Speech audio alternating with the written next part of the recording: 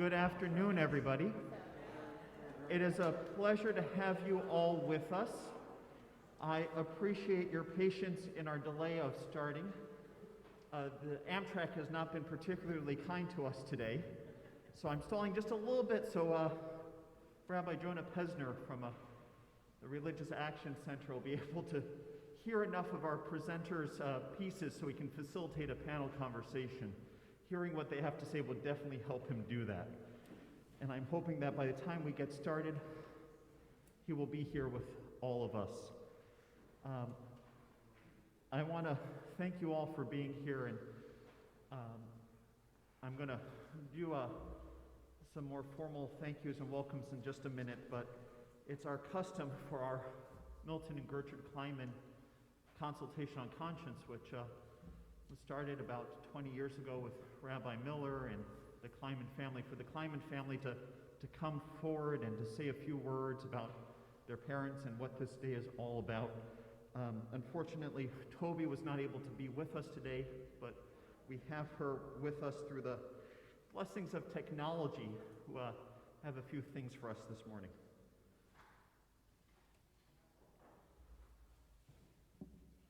Thank you, Rabbi Baisley, honored guests, my family, friends, the Consultation Committee, and all of you who have joined us with us here today, both in person and online. I'm sorry I can't be with you in person, as my husband does have some serious health issues, and I decided it would be best for me to watch online, so thank you for your understanding. I'd like to take you on a brief journey with me to remind each of us how appropriate it is that Anshe Emmett's biennial celebration of ethics, morality, and conscience is named after my parents, the Gertrude and Milton Kleinman Consultation on Conscience. In 2006, I looked out to see both of my parents here as I introduced the first consultation that carried their names. Today, while both of my parents are of blessed memory, it is still fitting that this carries both of their names. They were living examples of conscience. Indeed, my mother's motto was, "In matters of conscience, you do what you have to do." My parents were political and civil-minded. They raised 5 children, all of whom graduated from the religious school here at Anshe Emmett, and all of whom learned the importance of standing up for one's beliefs, despite a popular other view. Mother was a power, a woman's liber before it was popular, a woman who stood up for what she believed, who stood fearlessly for the downtrodden and performed many unpopular civic activities, including starting a nursery school for poor children in downtown New Brunswick that became one of the models for the federal Head Start program. My father was a quiet man. He had a sustainable strength that comes from harnessing the power of his convictions, a sense of right and wrong that comes from an affirmative struggle to understand what is right, and a commitment to action to try to bring about those things in which he believed. Dad was a psychologist, first for the VA after serving the Army with World War II. And while he was in the VA, he fought for veterans to have mental health care and other health benefits, long before it was a popular cause to do so. My parents openly opposed the death penalty, and Dad stood public vigil in New York the night the Rosenbergs were put to death in 1953. We are here today to provoke all of our consciences. I recall hearing about my dad standing with Paul Robeson, where a huge mob threw rocks at him, while he stood as a part of a human circle to let Paul Robeson sing when he was not allowed in a hall at Peekskill. Today, we bring together people of conscience. I want to mention Rabbi Philip Baisley, who as head rabbi is taking Anshe Emmett on a new ethical and socially responsible path. He's done many things here, including extending interfaith marriage, welcoming the LGBTQ community as an integral part of the community.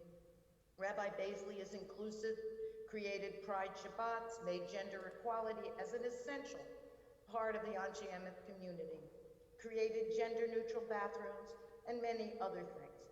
A man of conscience, he's normalizing normal.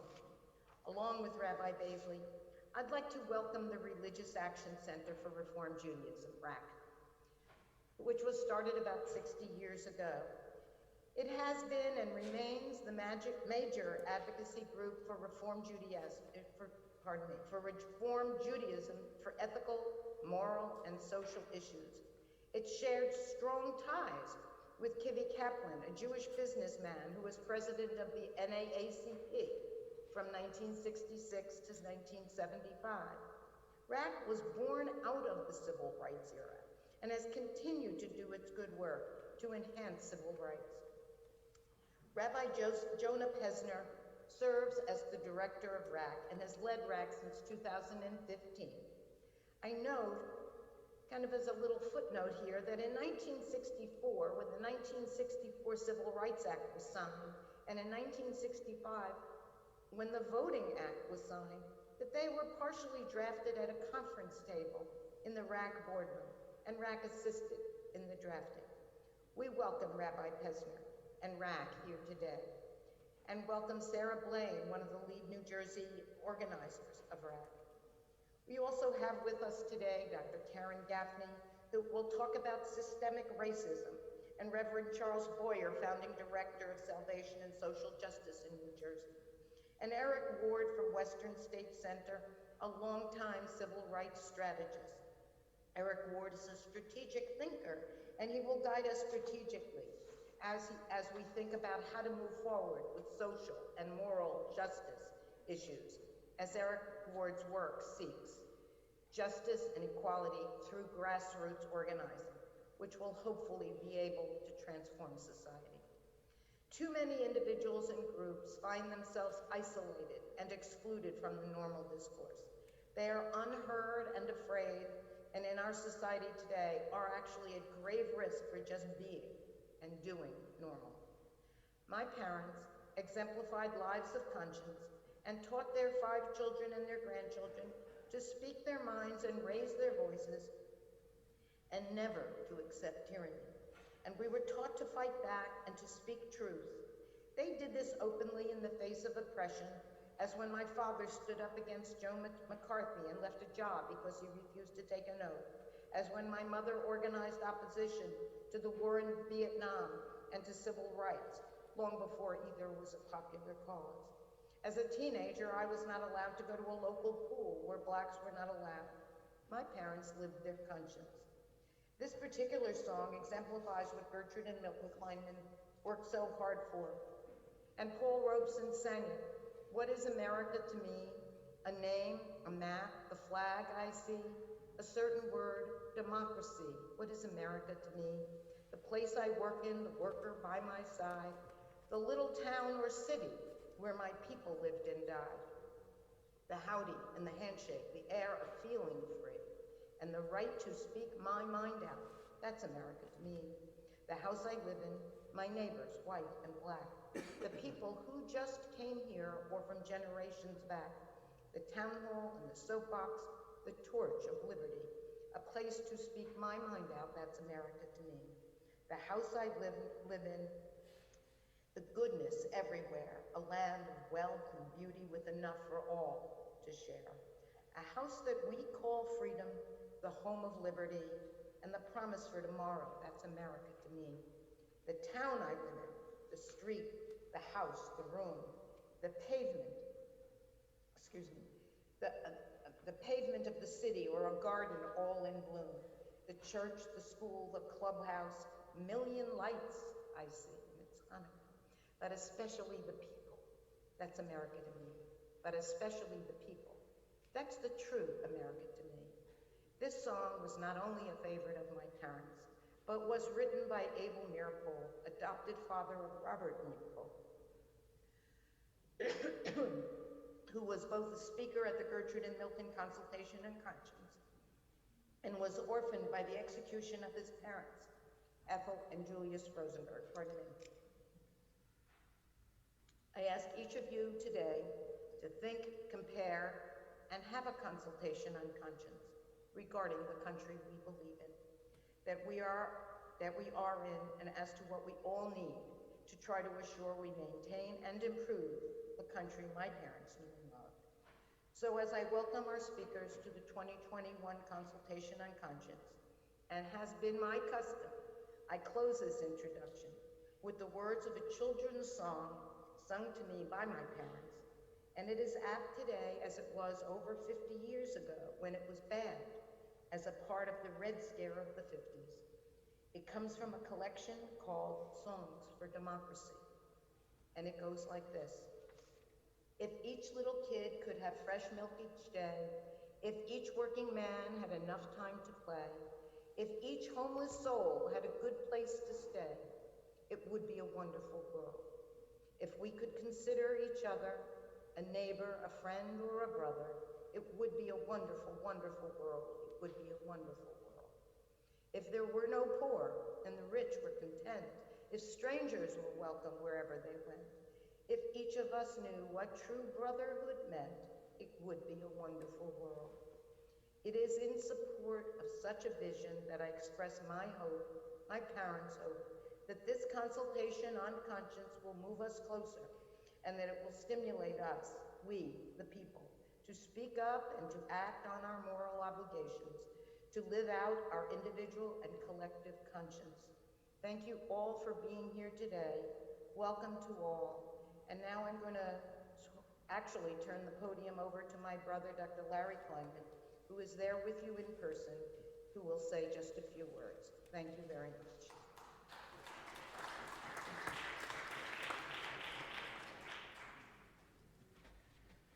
Thank you, Toby. Thank you all for being here, and a welcome to our esteemed speakers here and arriving soon. I also want to acknowledge my siblings, my sister Marcia, who's here, my brother John, who's not able to be, and my sister Margaret, who's a blessed memory, but has been was a part of this from its beginning. Also, I was reading Toby's words, and it caused me to reflect on a lot of things. One of which was yesterday would have been my mom's 104th birthday, so that's a sweet and bittersweet memory. In thinking about this as a biennial celebration, it's forced me to reflect on the past 2 years. And I think about when my daughter turned 3 as the pandemic was beginning, and we called COVID the bad cold. And so my daughter would say, well, in a whole year when the bad cold is gone, and we would reassure her it's not going to take a year.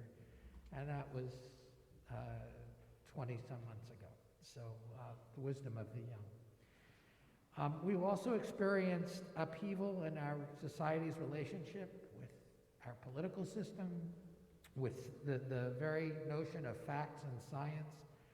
And that's caused me to reflect on some history that I read many years ago. Actually began this when I was a resident, so a very long time ago. And I'm going to start with the first 2 verses of a poem from 1738 that goes, "The glorious God hath cast abroad his anger on this nation, and dreadful wrath he kindled hath against this generation. Both young and old, O come behold the works which God hath wrought, the fearful desolation which he on this land hath brought." And the inspiration for this poem, this was written in 1738, 162 years later, in one of the first pediatric textbooks, was by Job Smith, was predicted to be the scourge of America in the future. And that cause was diphtheria, which was an acute infectious disease, mostly of childhood, but not exclusively. It was characterized by fever, sore throat, some restlessness, and could be very rapidly fatal. It was very contagious, and it was one of the first diseases we knew of that was caused by a toxin.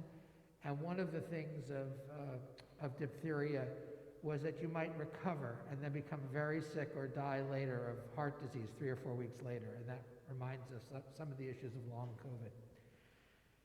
It was a frightening disease. The death of many children before they were arrived to years of discretion shows the woeful effects of original sin, preached one. Physicians knew that there was an increased risk for their family if they cared with children with diphtheria, and it was the first illness for which an asymptomatic carrier state was described. It led to the requirements that funerals be private, bedclothes be banned in special incinerators, quarantine was typical, and it expanded the role of the local health department such that it was the first disease for which there was mandatory testing for children with sore throats. But there was science, and it advanced us, and we were able to deal with it. And preschool vaccination in New York was the norm. In London, in contrast, only the upper school and at school age were vaccinated, the upper classes. And the London death rate from diphtheria remained stable, while that in New York plummeted and nearly disappeared. And that led a report to His Majesty's Medical Research Council by W.T. Russell to conclude, the present rates of morbidity and mortality from diphtheria in Great Britain may be held to represent a needless and extravagant waste of child life. So in a pamphlet in 1926 that was endorsed by the presidents of Harvard and Yale, we can read, diagnosis, isolation, quarantine, the detection of healthy carriers, and a more enlightened attitude on the part of the public are policy factors which combine with new technologies to enable the conquest of diphtheria. It went on, when ignorance, superstition, and prejudice prevail, preventable disease will be allowed to slay right and left, especially among children. With the practical knowledge already at our command, every case and every death therefrom is a direct challenge to our intelligence. Now, I want to suggest that it's something more than intelligence. The history of diphtheria shows that science can lead to profound advances in knowledge and technology and can change our understanding of an illness. The more effective that science is at developing interventions, the more prominent is the importance of social policy, access to services as rate-limiting steps in improving the health of the population and of our community. And to me, this brings us all around full circle to today's consultation on conscience. In the face of various threats to our sense of normalcy and order, I believe our capacity individually and collectively to remain in contact with our humanity, our souls, and yes, our conscience, and to align our behaviors with it and with them, offers us the best help for us to lift ourselves from the profound and mundane challenges we face each day. With that, I'll turn it back to Rabbi Baisley and to our speakers. Thank you.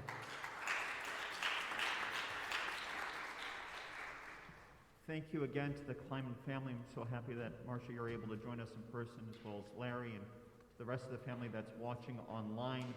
We're thrilled that you're able to join us and that we're able to bring Toby in through Zoom. It's always nice when the technology works because you never know until you do it live. So just a few thank yous before we get started. I want to thank Anthea Cohen, the chairperson of our Tikkun Olam Task Force, along with our volunteers who have helped put this together. I'd like to point out and thank RAC New Jersey for being here, in particular Sarah Blaine, who is our lead state organizer. We've only been on the scene for 20 months or so. We launched in August during a pandemic, and in that time we've been a critical force in passing the Fair Chance in Housing Act, which was a bipartisan bill making it easier for people to get back on their feet and get housing. Right now we're working on Democracy in a Day. December 7th we're having call-ins to try and get in the lame duck season a bill passed that would enable same-day voter registration and voting. This is an incredibly important bill that really helps everybody who has the ability and right to vote. And if you'd like to know more about it, you can talk to Sarah after our consultation, but I'm hoping all of you will be part of our call-in efforts. And this goes not just for the people in the room, but the people watching online. I just saw that we have about 200 people from various sources tuning in with us as well. So as long as you're in New Jersey, please call your representatives and get this passed. I do want to acknowledge and thank Rabbi Miller for being here, our Rabbi Emeritus, who helped with the Kleinman family get this started about 20 or so years ago and has brought amazing, amazing speakers to us for this program. And I also want to acknowledge Liz Cohen here from Rack, New Jersey. I know there are many people from Rack, New Jersey here, but in particular I want to point out Liz Cohen, who helped all of this get started years and years ago with the Reformed Jewish Voices of New Jersey. And without that, Rack, New Jersey wouldn't be, so thank you, Liz. And lastly, before I turn it over to him, I want to thank Rabbi Arnie Gluck, who has been my partner with figuring this out. This is our 2020 consultation on conscience, much like the 2020 Olympics. But we were at the Religious Action Center's consultation in 2019 and heard Mr. Eric Ward speak, and he and I turned to each other and said, how do we do this in New Jersey and make it statewide? And 3 years later, we finally are able to do it. So I want to thank Rabbi Gluck from Bethel and Hillsborough for being with us and for helping be my partner in making this all come to be. So, Bavakasha, if you could come up and introduce our first speaker. Karen. Yeah. Thank you, Rabbi Baisley. It really is a great honor, and our partnership in this and other things is really cherished. We are able to do a great deal more because we do it together, and that's true of all our partnerships in the state in Rack, New Jersey, so we're extremely grateful for that. And maybe we could think of this as 2020 foresight. Because we are indeed looking forward, and our speakers will help us to look forward to achieving visions of equality and justice. So I'm delighted to call first on to introduce Dr. Karen Gaffney. She is a professor of English at Raritan Valley Community College in New Jersey. Dr. Gaffney has been teaching composition and electives on race and gender there since 2003. She has a PhD in English from the University of Delaware, where she studied critical race theory and contemporary literature, which critical race theory, of course, is an accolade for us and not a derision. She wrote the prize-winning book, Dismantling the Racism Machine, a manual and toolbox which is an accessible and interdisciplinary introduction to race and racism with tools for action. For several years, Dr. Gaffney has facilitated or co-facilitated anti-racism workshops at libraries and churches and for various organizations.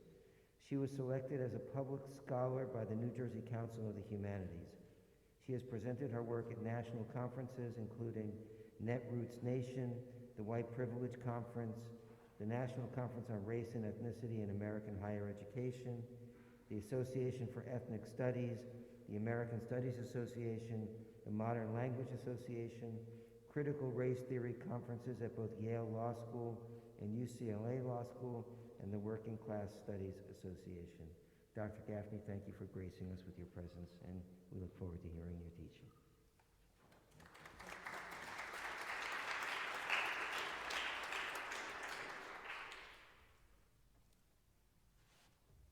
Okay, thank you so much. I'm so appreciative of the invitation.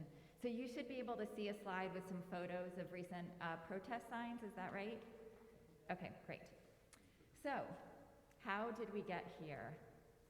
The new symbol of tyranny, don't mask my freedom, my body, my choice, no mandatory vaccine, critical race theory equals lies, 1776 equals truth, critical race theory is racist, no masks, I can't breathe.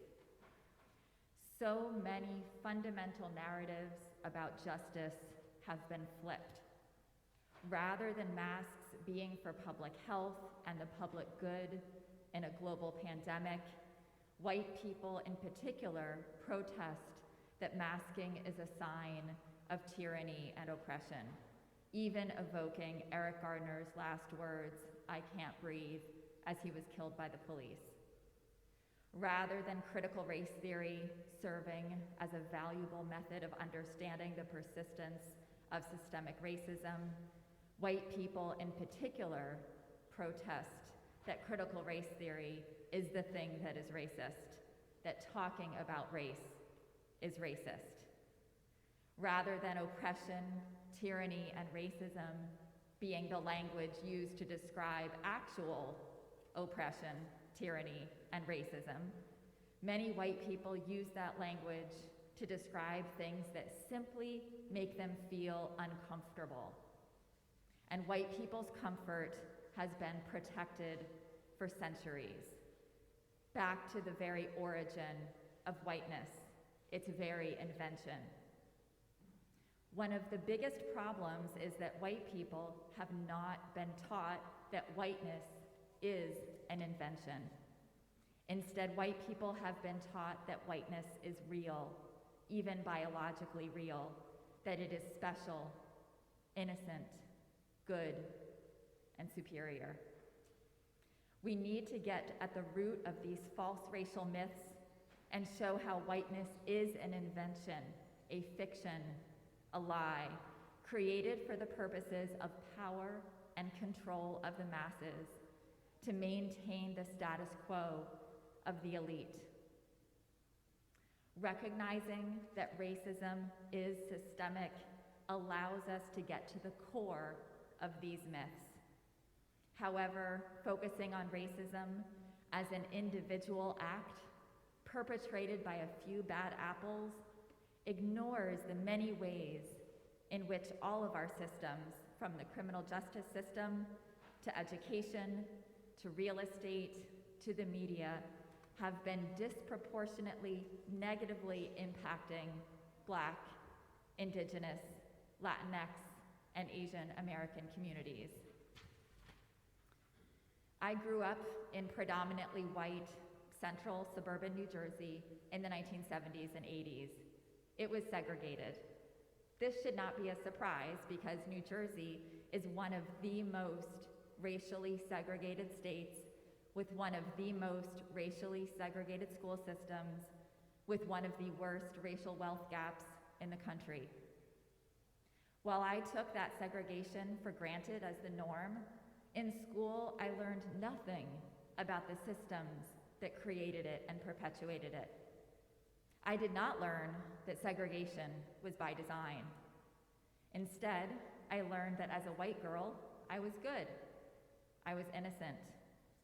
I learned the criminal justice system was fair, that the founding fathers and European so-called explorers were our heroes and should be celebrated.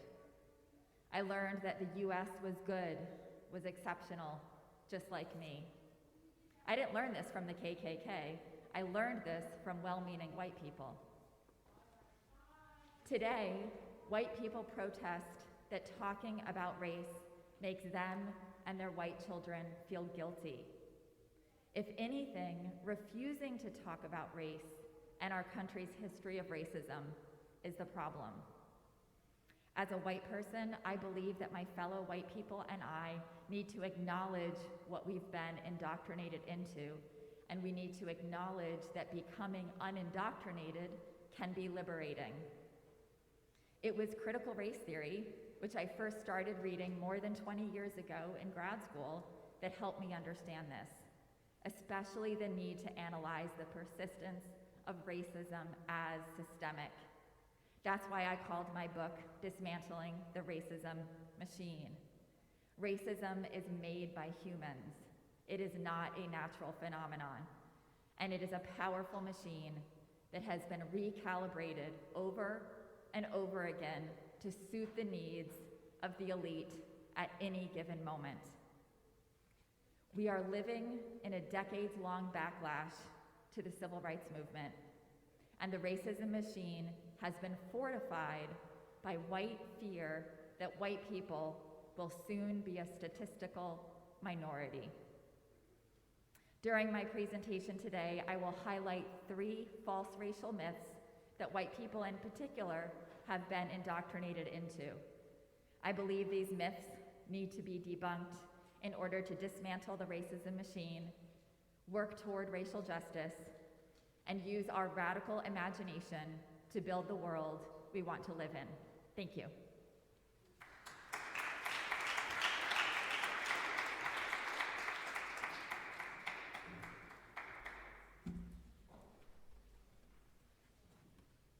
Thank you, Dr. Gaffney.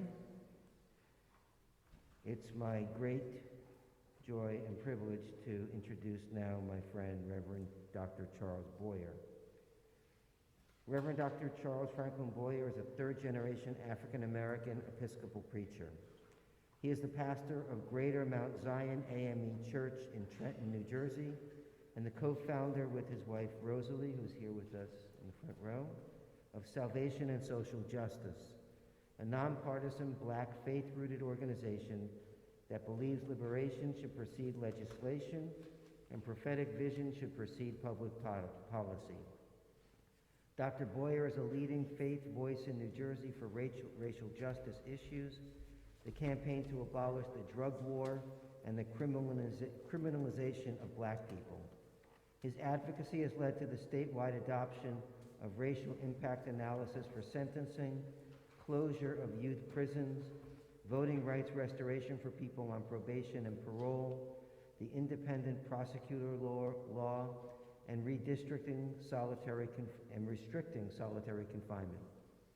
He has been recognized as one of New Jersey's 25 most influential African Americans by the South Jersey Journal, a game changer by the NAACP, a torchbearer by the ACLU, a movement maker by New Jersey Working Families, and a community servant by New Jersey Citizen Action. He's been recognized by the New Jersey Work Environment Council and received the Making Democracy Work Award by the League of Women Voters. It is my great pleasure and honor to present to you Charles Boyer.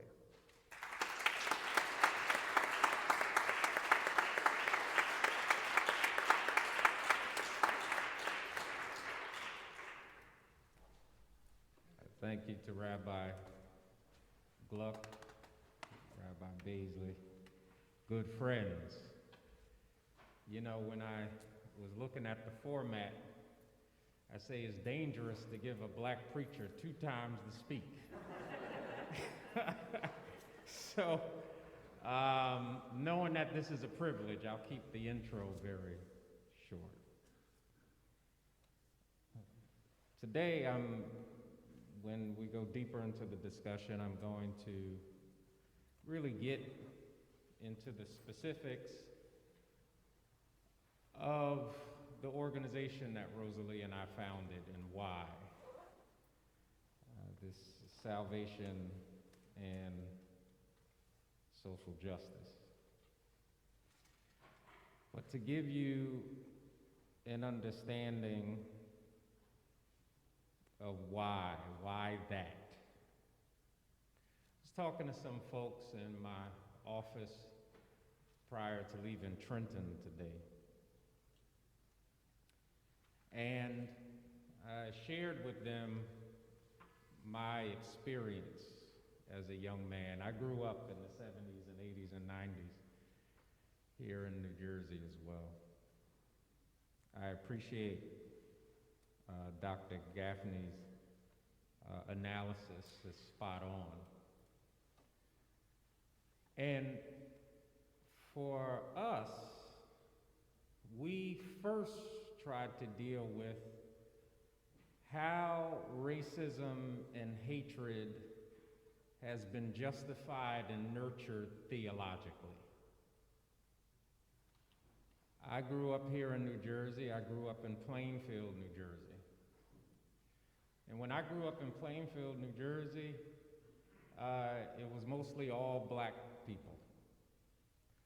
And when I was headed towards high school, my parents, Dr. Gaffney, laid it out correctly, New Jersey being one of the most segregated states in the nation. Plainfield High School was one of the worst high schools at the time. My parents didn't want me to go to that high school. The first bite at the apple for my education, they sent me to Timothy Christian School in Piscataway. And it was there that I learned 2 things. It's the first time I realized I was Black. I mean, I knew I was Black, But it wasn't until I got into a mostly white religious environment that I felt the gravity of what black really meant.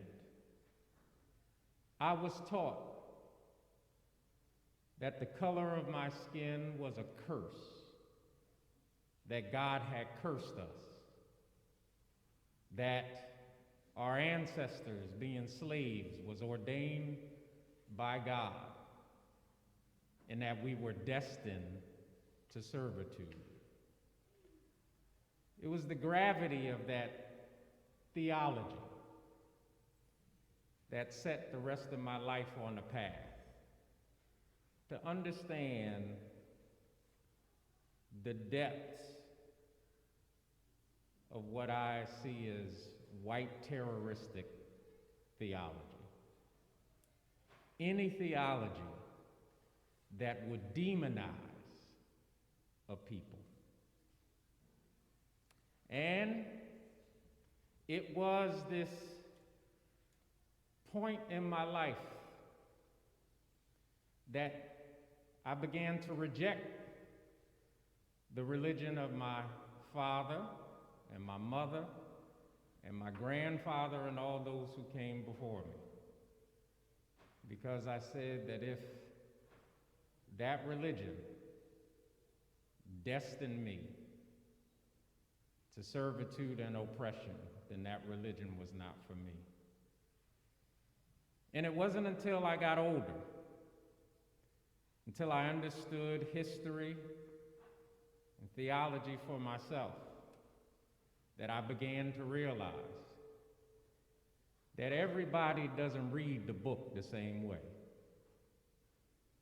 And some folks use God as a weapon, and other folks use God for what God is, a liberator and a healer.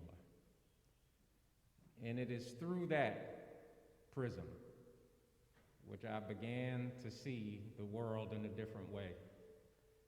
And also as I got older, I began to see that I was black a long time before I ever got to Timothy Christian. The fact that I lived in poverty, but didn't even realize that that was because I was black. The fact that my parents had to try to ship me to a private school but couldn't afford it, and then illegally sent me to Piscataway High School, was because I was black. The reasons we struggled, whether we were going to eat or not, was because I was black. The reasons we sat a year at a time with no electricity in our house was because I was black. It wasn't because I had some broken home, some single mother, personal responsibility. My family was fully intact. All of the personal responsibility things. My father worked, my mother worked, but they were working poor. And my father was a Vietnam veteran. And when he got home from Vietnam, he was still a nigger. And it is from that framework, this theological framework, that brings us to this moment today, and what I would like to share later, why we do what we do from a theological lens first, and why that is so critically important. Thank you so much.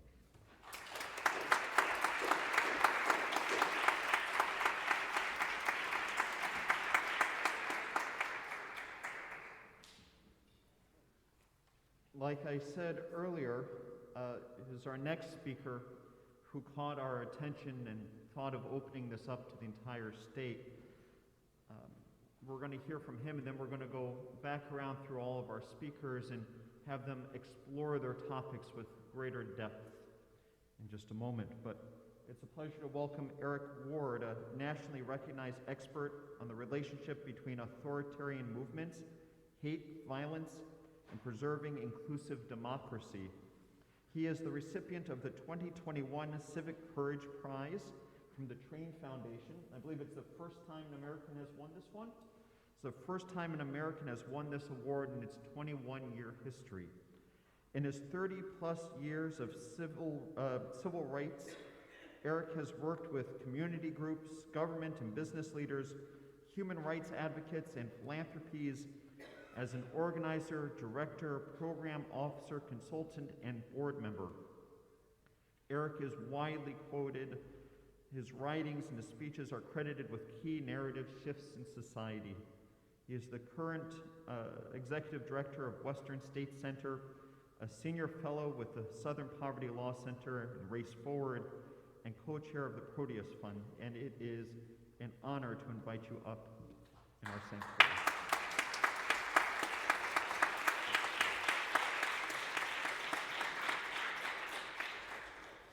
Hello, everyone. And all those on live stream, too. I thought I would start off with a number of statistics and data about the rise of bigotry, the rise of racism, anti-Semitism, Islamophobia. But I decided not to do that. One is, I grew up Baptist. Once I start quoting statistics and facts, we could be up here 4 hours. But the other reason is that I realized that those statistics can't convince you.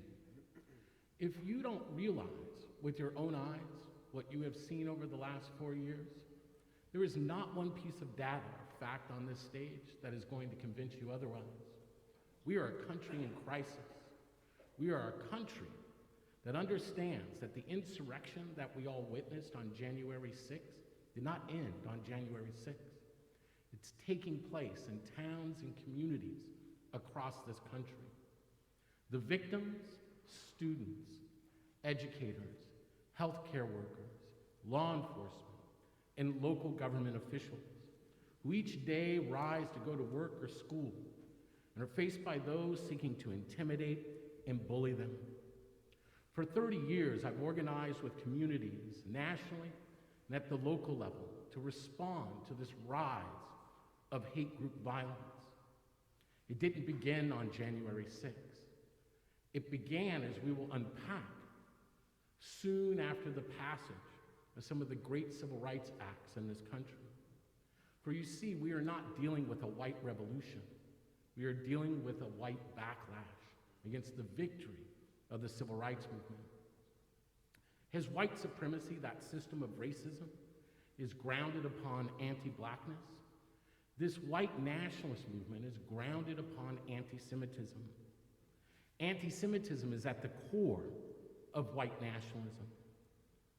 It isn't merely part of the core. I want to repeat this as a non-Jew who is African American, who has organized against the white nationalist movement for over 30 years. It is the core of white nationalism. Anti-Semitism is so central to white nationalism that I and other marginalized groups, I as an African American, understand we will never win equity in this country if we are not also active in the struggle to uproot this form of anti-Jewish hate. Amongst 21st century white nationalists, Jews are cast in the same role they have always filled for anti-Semites, as the absolute other, demons stirring a pot of lesser evils, and the driving force behind white dispossession. At the foundation of this modern-day movement is the explicit claim that Jews are a separate race. Their position as white in the society is portrayed as the greatest trick that the devil has ever played. For you see, for white nationalists and other anti-Semites, Jews, despite and indeed because of the fact that they are seen as white, are an enemy race that must be exposed and eliminated.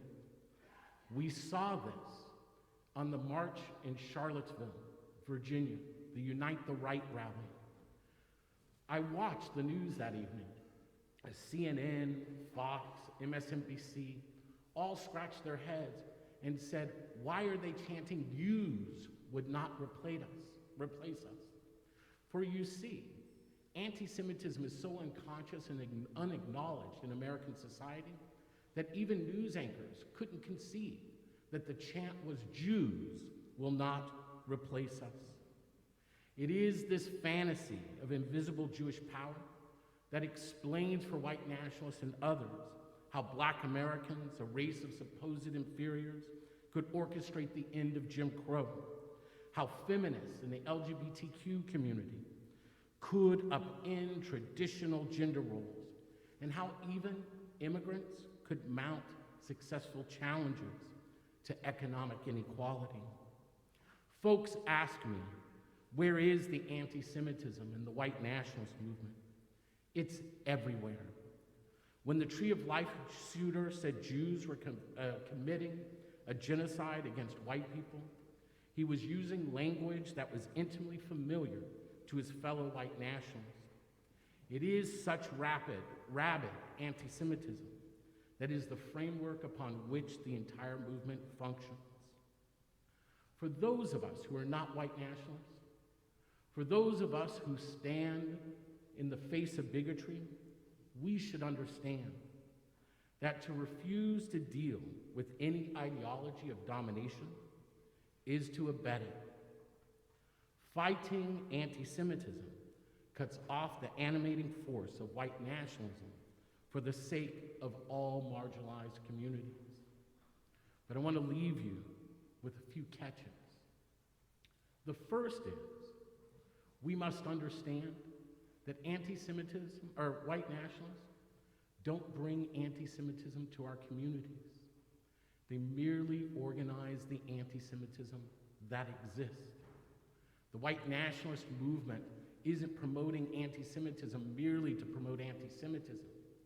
They're tapping into anti-Semitism and other forms of bigotry in order to build political power. If you are concerned, like I am, about the white nationalist movement, there's another truth that you must hold, and it is this: that if we truly want to defeat white nationalism and pick up once again the march towards inclusive democracy that is people-centered, transparent, and accountable, we have to be brave enough to pick up the mirror and take a deep look into it. At the end of the day, the white nationalist movement is not winning because it is smarter or better organized. It is not winning because democracy is weak. It is winning because we refuse to deal with the contradictions of race in our society. And our refusal to embrace those contradictions and solve them leave us vulnerable to white nationalist and political violence. But there's a third piece here. And the third piece is this: we have to stop pretending that we are observers in the struggle for American democracy. We have to stop treating it as a curiosity, a 30-minute sitcom, or an interesting movie. You see, the struggle for democracy is about our lives and the lives of our children. But more importantly, it's about the lives of 75 years of civil rights struggle. Those who fought and died, were injured and maimed because they believed in the idea of a country where all people could live together, love together, work together, and worship together. That bill has now come due, but we can't pay that bill unless we stand together. We stand for equity, we stand against political violence, and we take serious the work of democracy. That's the work ahead of us. Welcome to the 21st century civil rights movement.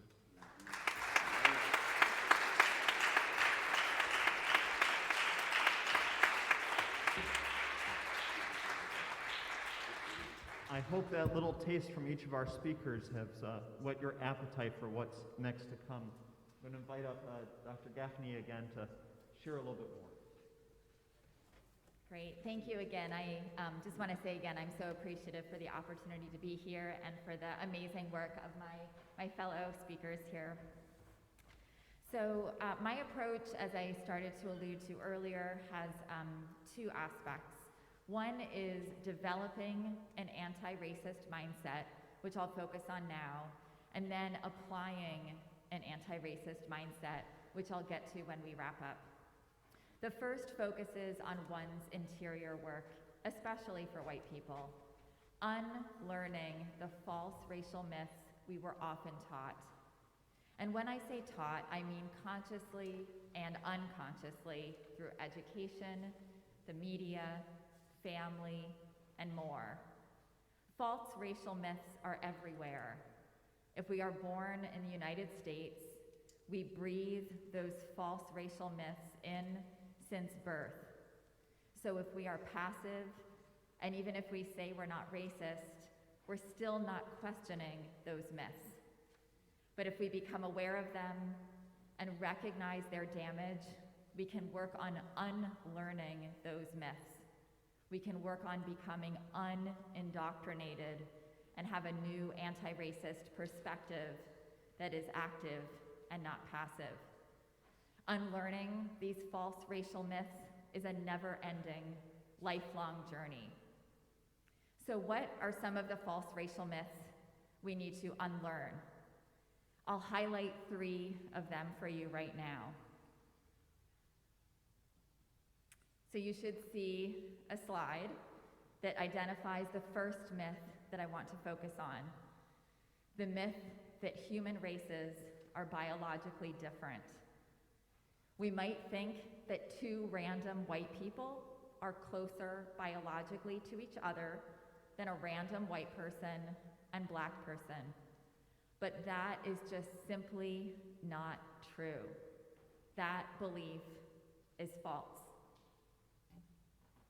The reality is that there are no inherent or biological or genetic differences between groups we call races, because race is a social construct, a human invention.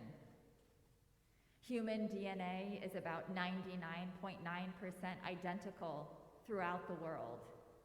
Human beings are one of the most genetically similar of all species. Dorothy Roberts is one of the many brilliant scholars and writers who discusses this. I especially like the language of her book title, Fatal Invention: How Science, Politics, and Big Business Recreate Race in the 21st Century. Those words, invention, fatal, recreate, are especially important and highlight how this construction is by design. If you aren't familiar with her work, please check it out. In addition to her book, she has a great TED Talk. My website, dividednolonger.com, includes a link to her work as well as many other resources that help debunk the myth that race is biological. So why does this matter? Well, it matters because this myth is dangerous. It's dangerous because it serves as a rationale and justification for white supremacy, anti-blackness, imperialism, colonialism, genocide, land theft, slavery, segregation, immigration restrictions, and so much more. The myth that race is biological determines who is considered civilized, who is considered human, fully human. These beliefs are seen as natural, inherent, unchangeable, as biological.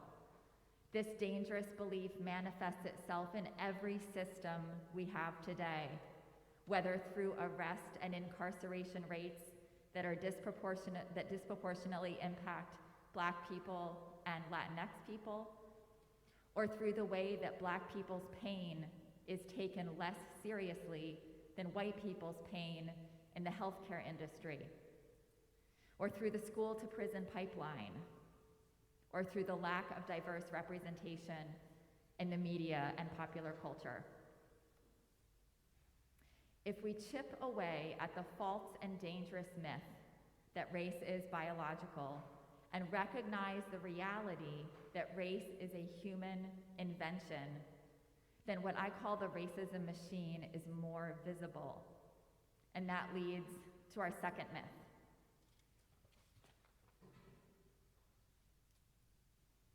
This is the myth that race has always existed, that whiteness has always existed. We have been taught to think that people have always thought of each other in terms of race, that people have always assigned value to skin color. But that is a false belief. That is a myth. The reality is that race is a relatively recent human invention. One location where we can look to see this is in the early days of colonial Virginia in the 1600s. During these early days, the line between servant and enslaved person was ambiguous. People didn't identify as black or white. They identified by nationality, language, religion. Skin color was not the primary dividing line. The main dividing line was between the elite, wealthy landowners and the labor, the people working the land. In 1676, Bacon's Rebellion occurred in Virginia, a rebellion by people we would call white and people we would call black against the landowning elite. This rebellion, this example of what we would call multiracial solidarity, terrified the colonial elite because it threatened their power and status. One result was the invention of racial categories and a racial hierarchy. And we can see an example of this in the 1705 law called the Slave Codes, passed in colonial Virginia. Part of this law said that the right to vote, serve on a jury, hold office were taken away from black people with property who were now deemed, quote, persons incapable in law. Another part of the law said that enslaved black and Native American people are now, quote, real estate, meaning chattel, property that could be inherited. And slavery is now a permanent status. Another part of the law said that European servants, newly called white, they had to be taught they were white, now receive benefits of food, money, and a weapon when they finish their servitude, which is temporary and can go to court if not treated well. Race was invented to protect the elite and divide and conquer the masses through the creation of a racial hierarchy. Divide and conquer. Divide because one large group is divided by new racial categories, and conquer because those categories are positioned on a hierarchy with white at the top.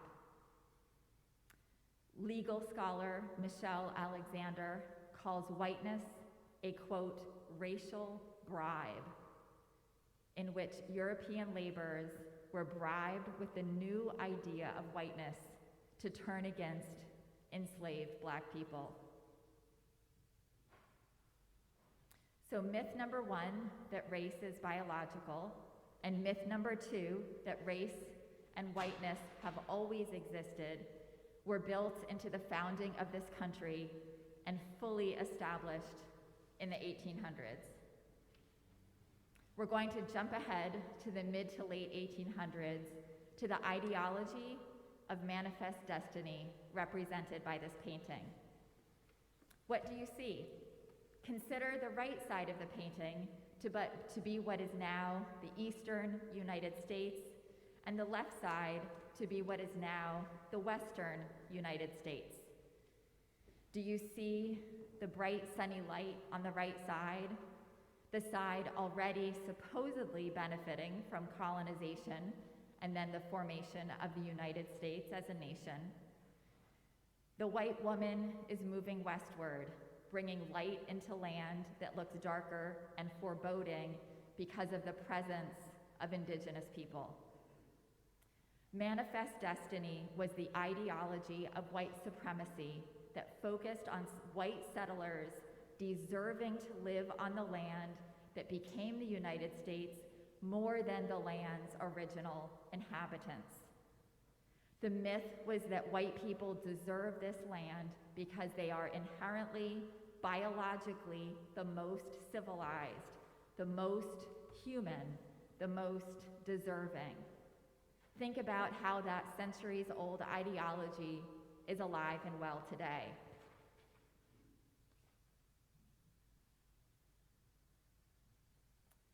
This map of native land is not the map we usually see when we see representations of what is now the United States. American history often makes this map invisible. I certainly did not see this map when I was growing up. Instead, this is the map I grew up with that was ever present in classrooms from kindergarten to high school, yet the land was never called stolen. Instead, I took this map and its 50 states for granted as normal, as the way it is supposed to be. To connect these ideas together, if we don't recognize that race is constructed, then we normalize or take for granted whiteness as the default and the ideology that white people are superior. We take for granted a racial hierarchy based on anti-blackness. If we don't recognize that race is constructed, we think race and whiteness have always existed, and we see race as natural, as biological. And past and present systemic racism are invisible. So that brings me to the third and last false racial myth.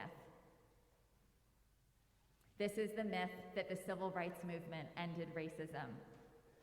We might hear that systemic racism is no longer a problem, or that slavery is over, or we had a black president, so how can there be racism anymore? The reality, of course, is that systemic racism is a serious problem in the US today, and it manifests itself through every system we have. For example, the persistence of housing segregation and school segregation, which relates to unequal access to resources. Our high Black maternal and infant mortality rates. The lack of diverse representation in media and popular culture, and racially disproportionate surveillance, arrests, and incarceration. And finally, the racial wealth gap, which brings me back to New Jersey. The New Jersey Institute for Social Justice has done amazing research about how New Jersey has one of the worst racial wealth gaps in the entire country. As they say, the US has a racial wealth gap problem. New Jersey has a disaster. It relates directly to who can live in which neighborhood, which connects to redlining and its legacy, as well as who has the financial resources for which neighborhood, and which neighborhoods have had resources and infrastructure added, and which neighborhoods have had them stripped away. This relates directly to intergenerational wealth, and whose grandparents, for example, had access to government-subsidized opportunities like post-World War II low-interest loans and college education, and whose didn't. It also relates to the legacy of slavery. Growing up in New Jersey, in the rare times that slavery was discussed in my school, it was something that happened elsewhere, far away, in the South. We were the good guys in the North. I didn't learn until college that slavery had even occurred in New Jersey. And not only that, but that New Jersey was the last state in the North to have slavery. To end slavery, So again, New Jersey was the last state in the North to end slavery. Most of my college students, most of whom also were recent high school graduates, have not been exposed to this history either. The work of New Jersey's Amistad Commission and Amistad Law needs more support. In New Jersey, if white people in particular think of racism as something that happens someplace else, then racism will never end. I believe here in New Jersey, white people in particular need to recognize how we've been indoctrinated into false racial myths and work on unindoctrinating ourselves in order to develop an anti-racist mindset. Then we need to apply that anti-racist mindset and consider action, which we'll get to fairly soon, I think. Thank you so much, everybody.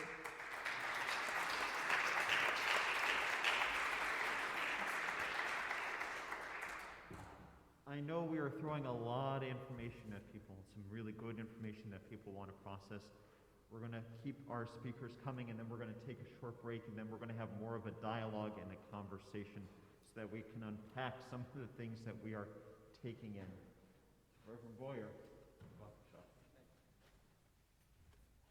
You know, again, I think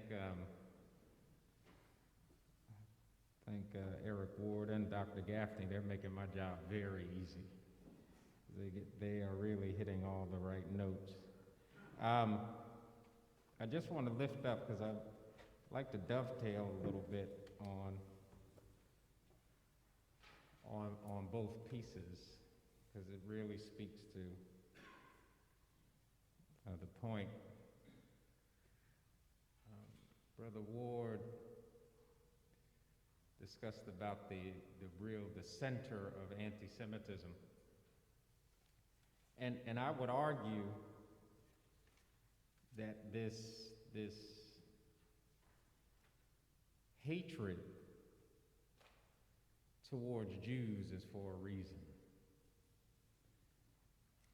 And the reason is the power of the religion, the theology. And I say that so powerful because it is that story, it is that religion that gives birth to the black church, has subjugated people. And when we're being told that we're less than, that we're divinely set, that God has rejected us, when we were denied the ability to read, we were given a version of the Bible. It's called the Slave Bible. And they took out all of the passages about Moses. They took out all of the passages from the prophets, from Isaiah and Ezekiel, Daniel and Habakkuk. They took all of that out. They took out most of what Jesus said. They left in the Apostle Paul and a few others and told us, slaves, obey your masters.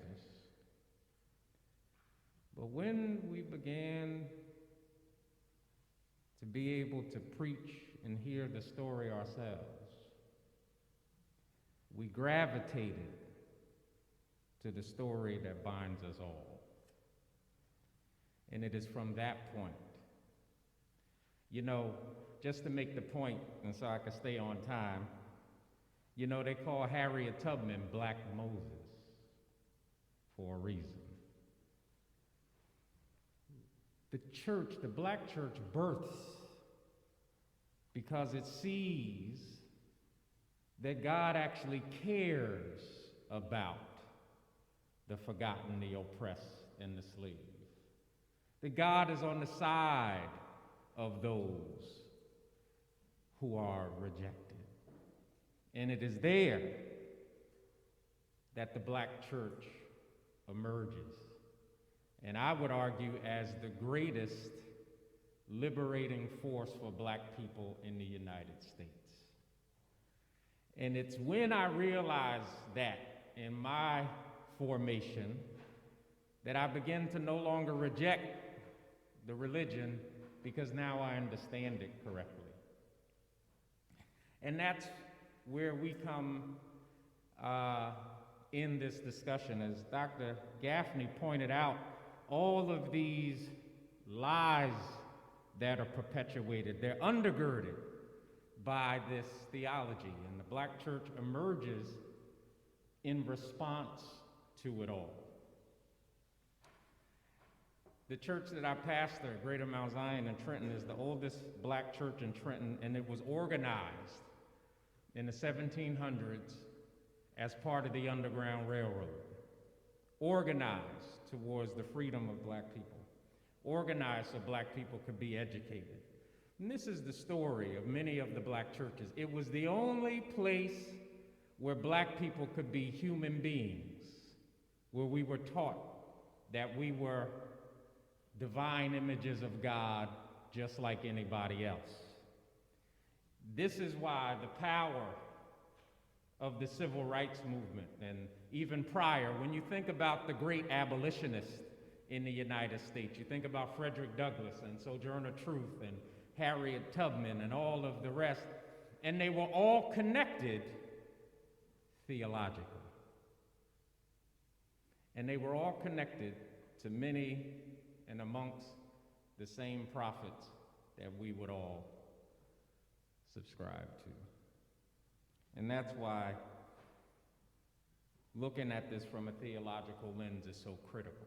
And I love the point because it is very true that we figured that at the point of the I Have a Dream speech and the signing of the Civil Rights Bill, that everything was all right.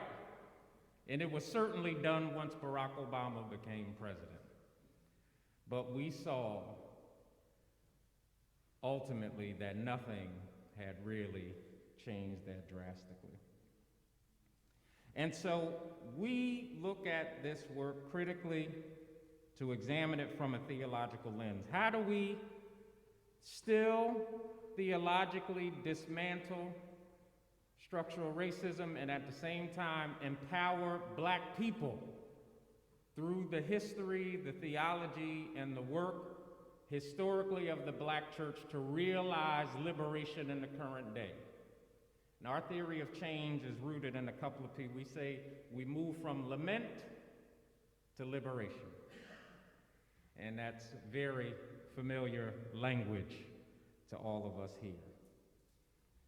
For folks who have been oppressed by the very systems that Dr. Gaffney laid out, it's critical that we pull those folks in a room. Folks who've been incarcerated, black women who nearly have lost their lives, or lost their child, given birth, people living in poverty, people who do not have proper health care, folks who have suffered from the inadequacies in the education system. And it's critical that we ask a question different than what a punitive, structurally racist system asks. Because a structurally racist system doesn't ask anything. It punishes. And it makes a commodity out of black bodies. That's what it has always done. That's why New Jersey's prisons are the most racially unjust in the nation. You're 12 times more likely to be incarcerated in New Jersey than a white person, which is by far the worst in the nation. The national average, which is egregious, is 6 times. So along with the racial wealth gap comes the unjust incarceration rate. Instead of asking, where you at so we could pick you up and imprison you, the question is, what happened? What do you wish would have happened instead of? And so hearing the lament, hearing where people are coming from, and allowing those who have been hurt the worst by the system. In the black church, we call it a moment, we call it giving your testimony. By giving witness to what you've been through and imagining where you would want to be.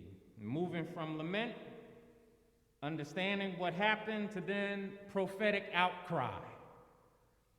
During the summer of George Floyd, you saw prophetic outcry in the streets. When people have no way, when they've been diminished at the ballot box, when they've been diminished economically and educationally, when they don't know how to express themselves any other way but to react to the pain, the anger, and the trauma which we have witnessed time and time again on video to our family members, whatever it is, it disperses as a prophetic outcry. But within our theory of change, we try to see, what does that prophetic outcry look like? How do we organize with that? Community as a witness. When it came to trying to, during the COVID moment, New Jersey had the deadliest prisons in the nation. Our organization was getting phone calls 4 or 5 times a day. People who had contracted COVID, people who were dying. 83 people died. And we were hearing people's hurt, their pain, and prophetic outcry turned into a black church funeral procession, where nearly 500 cars showed up at the War Memorial in Trenton. And we had a black church funeral. We preached and sung songs, because then you couldn't even have any funeral in person, if you remember. And then the folks drove around the War Memorial where the governor was giving his report. And we demanded, let our people go. It was through that work, through the prophetic outcry, ultimately 5,000 people were released from prison, folks who were ending their sentences nearly anyway within a year. And thousands of lives were likely saved as a result. And so, moving people from prophetic outcry to become rituals of resistance, and that is where we begin to realize the change, the liberation. And folks can become advocates themselves once they have taken the scars in their wounds and now become places of healing and people of healing for other people. In New Jersey, there's multiple systems that we're dealing with. Right now, we're dealing with the drug war here in New Jersey. New Jersey still incarcerates outrageous numbers of people who are dealing with health issues. Police and prisons are still our primary response. And we don't send the police to incarcerate people who are ailing with cancer or diabetes. Black women are still dying at astronomical rates in childbirth, regardless of economic status. New Jersey's police are still using force at extremely high rates. Our education system is still the most segregated, and we unconstitutionally operate our schools by not allowing children to go to different schools because of what zip code they live in. And so the work we must do, sisters and brothers, is to allow ourselves to make sacred space for those most impacted by the structural violence, in order that they can determine and be the leaders for their own liberation. Thank you very much.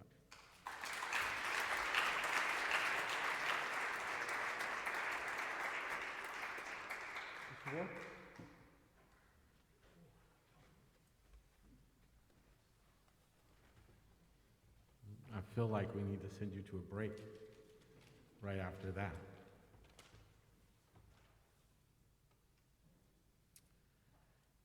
You know, I've told this story before, but back in 2017 in Portland, Oregon, it was the summer of 2017. It was after a wave of political violence. People may have seen Portland, Oregon on the news since then, but it started before you saw it. And it started in 2017 when alt-right activists, Proud Boys and others, began protesting on the streets of Portland and being confronted by counter-protesters. It escalated one night on a light rail train when a white nationalist threatened two young black women, one who was Muslim. Three white men who didn't know each other, who happened to be on the train, two on their way home from work, intervened. That's the first miracle, though. Anyone who understands crime understands that strangers rarely intervene. The second is that they inserted themselves physically between this white nationalist and these two young women who were riding the light rail. The white nationalist was so angry that he couldn't get to these two young women that he pulled out a knife and he slashed the throats of all three of these men, two who died right there that night on the light rail. We were outraged, and the nation was outraged with us. But the real thing we should have been outraged with was the event that took place the night before, when that same white nationalist on a light rail did the same thing to another African-American woman on her way from work. The difference was that she happened to have a mace with her, and she sprayed him with the mace. He hit her in the head with a bottle. The police came and put them both in handcuffs, both of them. They let him go that night, and the rest is history. I think about that because in that summer of 2017, there was a protest by the alt-right outside of a blues festival in Portland, Oregon. Why did they pick the blues festival? Well, because they're organizers, and they understood there'd be a lot of people going in and out of the festival. They planned their protest right around 3:30 p.m. Why? Because they knew that the media would come and it would make the evening news. That those of us sitting at home would see the play unfold, the confrontation between the alt-right and counter-protesters, the intervention by law enforcement, the tear gas, the physical fights, that we would all be appalled. And it would give us a story that our country was falling apart, that we were no longer in control of our destinies. While all this was unfolding, I saw a scenario that bears repeating. It was a young alt-right activist, and he was sitting over on the side, kind of catching his breath and doing what we all do with our phones these days, tapping on it. And all of a sudden, you may have seen this person before, I don't know his name, but he exists in every community. He had the camera, and he came running up to the alt-right activist, shouting at him, demanding that this alt-right activist explain what he was doing in Portland, Oregon. Did he not know that the mayor of Portland, Oregon didn't want him there? Didn't he know that counter-protesters didn't want him there in Portland, Oregon? Did he not know that the entire community of Portland rejected his racism and bigotry? Why was he there? The guy with the camera asked. The alt-right activist looked up at him and he said, "Well, I've heard we're not wanted in Portland, but did you know Portland, Oregon has a shrinking black population? by both percentage and whole number. He then said to the guy with the camera, so you can say you don't want us here, but you're actually doing something we could never get away with. You're disappearing the black people of Portland, Oregon. In short, he was calling us hypocrites. He understood that at the end of the day, the unchecked racism and segregation of American society is killing us all. It makes us look like hypocrites. And in an age where everything is changing, because let's be clear, it's quite an honor and also quite horrifying to watch the end of one age and the beginning of another. It happens about every generation, but it happens. And we happen to be those people who are watching this transformation. It doesn't go easy. But the white nationalist movement has understood for a long time that this moment was coming. Back in 1999, it might be for some of those who are watching who are younger, that may sound like ancient history. And when I just said 1999 out loud, it sounded like ancient history to me too. But back in 1999, I was working for an organization in the Pacific Northwest called the Northwest Coalition, founded by former Catholic priest, Father Bill Wasmuth, who had his home bombed by the Aryan nations as he was organizing in rural parts of Idaho against hate crimes and hate violence. Well, it's 1999, and there was this thing called Y2K, and there were armed paramilitaries running around the country. Oklahoma City, right, had happened. It was quite a terrible time in this country. There was a group running around the country who called themselves Christian Identity. They taught that Jews are the literal children of Satan, people of color were subhuman, and that white Northern Europeans were the true descendants of the tribes of Israel, and that the United States was their new coming together, and that they had to rid people of color and Jews from this country in order to orchestrate and build their white-only ethno-state. This was the early 90s. But Y2K was the big sensation. I don't know if folks remember Y2K. Y2K was supposed to be this period where the calendars that had been built into computer chips weren't going to be able to calculate the new year. And we're going to flip back to the 1900s. And if you remember the stories at the time, right, there was going to be financial collapse. Planes would drop out of the air. Our phones and computers wouldn't work. We wouldn't be able to get money out of the banks. People were storing food in preparation for this natural disaster. I remember a reporter calling me, asking, tell us, Eric, what is the white nationalist movement? What are these armed paramilitary groups planning for Y2K? Well, I said, they're probably doing, I thought it was smart then. I was still a hardcore punk rocker, and I wanted to have the best quote. So I said, they're probably going to be doing what I'm going to be doing on December 31st, 1999. They're going to be popping popcorn and watching Lawrence Welk. I said because the white nationalist movement isn't talking about Y2K. They're making a lot of money off of Y2K, but they're not talking about 2000. I said they're talking about 2032, 2050, and all of their publications. The reporter asked me, why are they talking about those years? And I said, because the U.S. Census Bureau says it's sometime in between that period where they say whites will no longer be the majority. Now, the white nationalist movement reframes that.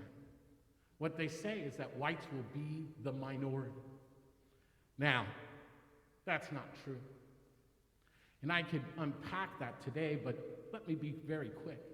For whites to be the minority, assumes that somehow in 2050, January 1st, that communities of color from around the United States are going to all of a sudden get along and have a key plan that doesn't include white America, right? The second is, as I said, it would mean a transformative perspective within the Latino community, where large segments of the Latino community no longer see themselves as white. Not unlikely to happen. I said the truth of the matter is that come 2050, the white population in the United States is largely to be percentagely larger than it is when I was speaking in 1999. That's just because of how the Latino population self-identifies. But you see, it became a very good organizing hook for the white nationalist movement. During that period, both Newsweek and Times did front page articles called The Browning of America, right? Many of us in the racial justice movement talk about this moment, right, as if it will be this transformative moment. For the white nationalist movement, even back then, 2032 and 2050 was that period that they focused on. This is what we can take away from that young white nationalist activist in Portland, Oregon, outside that blues festival. The first is this, that we must begin to figure out in our communities how to contend with demographic anxiety. Demographic anxiety is the fear one feels when they walk into a room and don't know anyone. Raise your hand if you've ever walked into a room and you didn't know anyone in the room in your lifetime. That ever happened to you? Yeah, most of us. So here's the good thing.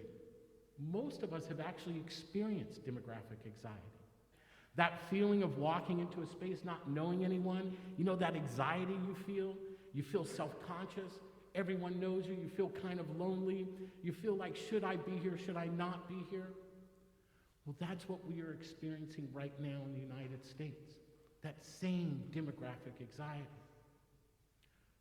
How do we overcome that anxiety? You keep entering the space. It's just like those of us who have a fear of flying.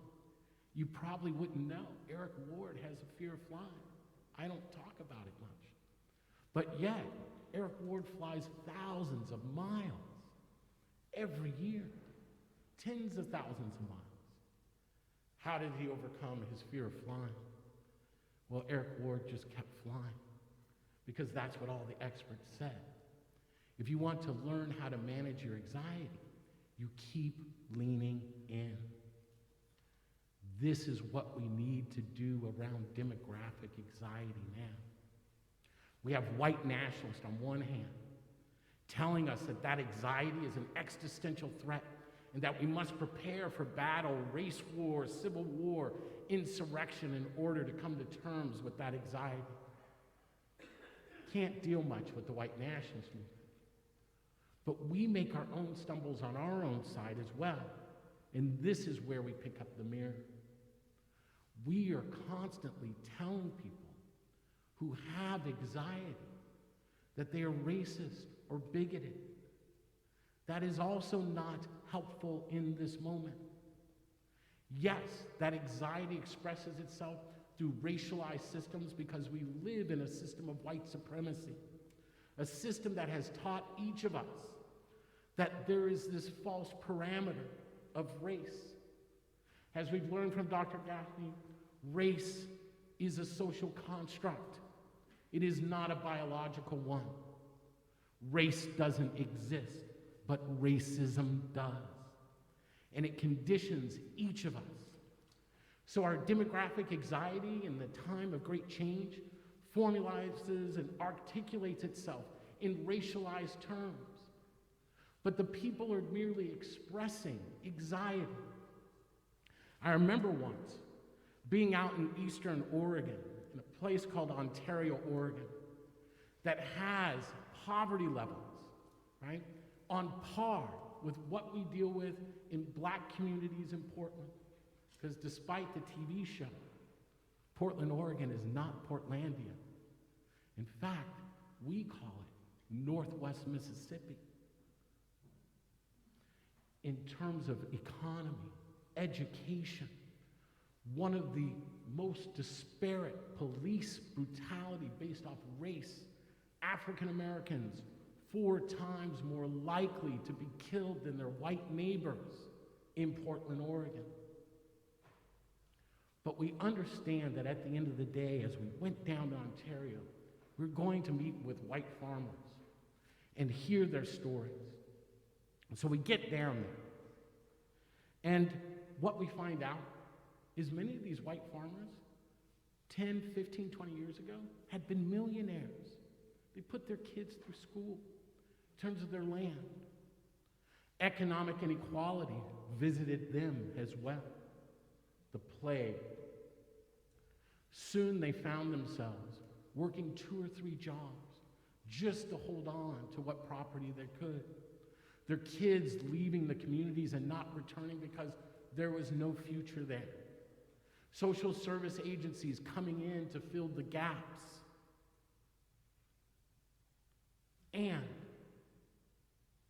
demographic change. As these farmers were telling their stories about all that they lost, one of my colleagues said to one of the farmers, "Now you know what it's like, right? Now you know what it's like, what black communities face each and every day." That wasn't the helpful response. I quickly said, because I wanted to have a larger conversation, that I'm sorry that that is happening to you. And I shared what had happened to my father and to my family in the 1970s. And I said, that should never happen to any of us. Here is the first lesson. In dealing with demographic anxiety, we can't have those conversations. We can't lift up, right, the similarities of issues we might face if we are not actually in the same rooms together. So here's the courageous piece. In addressing demographic anxiety, we have to build movements that are courageous enough to stand in the same rooms together, that embrace complexity, nuance, and uncomfortability. As I have said over the last 4 years, we cannot fight racism without sadly experiencing racism. We cannot fight anti-Semitism without experiencing anti-Semitism. It is unfair, but it is the burden for those of us who care about a future America, for our children, and for those of us who feel we owe a debt to those who came before us. But there are other things we have to do that come from this lesson. We have to deal with the real systemic inequalities in our society, the things that prevent us from leaning in around demographic anxiety. Segregation of schools, segregation of housing, segregation of education, segregation of culture.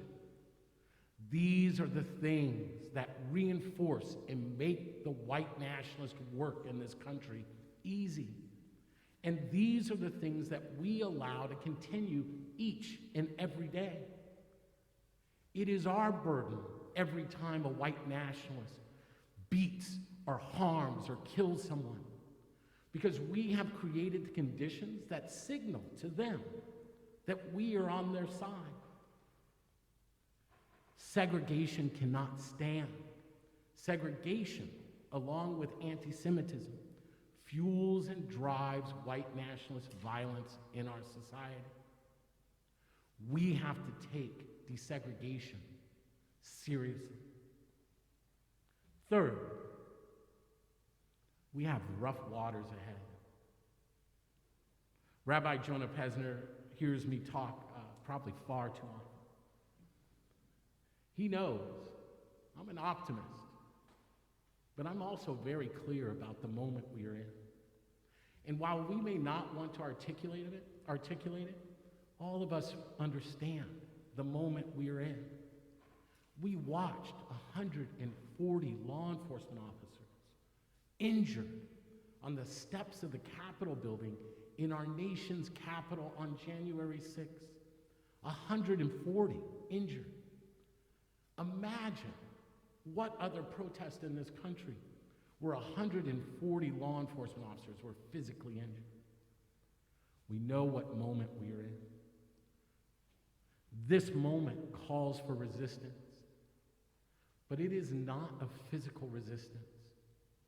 One cannot destroy the master's house using the master's tools, said Audre Lorde in her essay. Violence will not dominate the white nationalist movement. At its core is violence. It breathes violence. It feeds off of violence. What defeats white nationalism is courageous kindness. It may not sound strong because we live in an era of authoritarianism that says that anything that doesn't sound like might is right sounds weak. But courageous kindness, the practice of how we take care of one another, will be the essential tool that will ensure our society makes it out of this moment. How do we practice courageous kindness each and every day? Well, we should be doing the big things, making sure that our elected officials understand that everyone should have access to food, health, and housing. What type of society can we be when we don't house, feed, and clothe our neighbors? But we won't get there just by demanding the biggest leaps. We get there by practicing daily.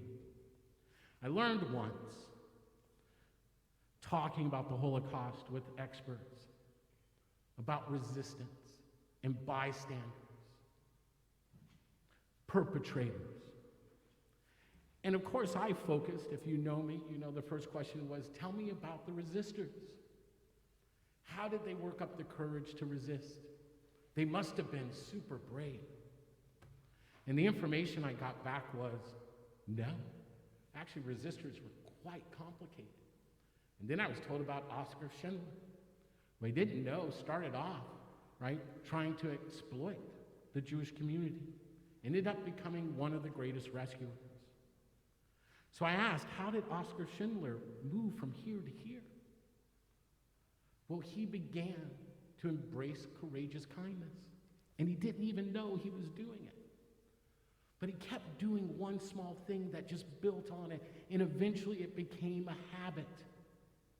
And became such a habit that he began to scale it up, saving hundreds of lives, generations that are still among us because of him.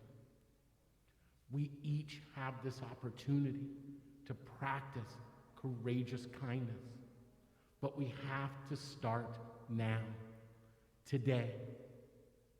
The third is this. If you understand demographic anxiety, if you understand that the contradictions of segregation have helped get us here and keep us here in this moment, and that practicing courageous kindness helps us move out of this moment. The third is this. Know who you are and know what moment you stand in. When I was a kid, I used to play this game called If I Were. We grew up super poor. We grew up, my sister and I, in a one-room motel room from 7th grade through graduating through high school. I've worked since I was 12. But here's one of the things that would happen every summer. By August, right, we were out of resources. By August, right, we had nothing left to do but sit outside with our friends. So inevitably, we would remember this game every summer called If I Were. And if I were, went like this. If I were, have my cell phone going on. I do that too. Here's what I would do. And then we'd argue about what we would or wouldn't do. If I was driving down the freeway and my brakes went out, here's what we would do. The one question that would come up every summer was, if I were in the midst of the 1960 Civil Rights Movement, here's what I would do. Now, we were kids. We didn't understand the bravado, that we were expressing. Why? We didn't understand what Jim Crow was. We didn't understand the choiceless choices that our parents had to endure. So we were full of ourselves about what we would put up with and what we wouldn't, what we would do and what we wouldn't do. And boy, would we argue about that question. But that question would also haunt me. For most of my life, I would think, what would I have done in the midst of the 1960 Civil Rights Movement? What would I have said? How would I have shown up? Would I have been brave? Would I have been courageous? Then about 5 years ago, I realized I no longer had to wonder. And I'm here to tell you all today, neither do any of you. The truth is this: whatever it is we would have done in the midst of the 1960 Civil Rights Movement is what we will do when we leave this program today. History will judge us. Our children will judge us, and our grandchildren will judge us for the choices we make over the coming years. This is not just a struggle for the young. This is not just a struggle for the liberal. This is not just a struggle for the Jew or the black. This is a struggle for every American who chooses an inclusive America over the politics of exclusion and bigoted violence. This is the moment when our voices get to be heard, where the sound of our feet marching tremble across this nation. This is our moment to move America forward if we choose. But we have to choose to. And we have to choose to do so together. Those of us who are a little bit older, that might include me, should understand that we have a responsibility.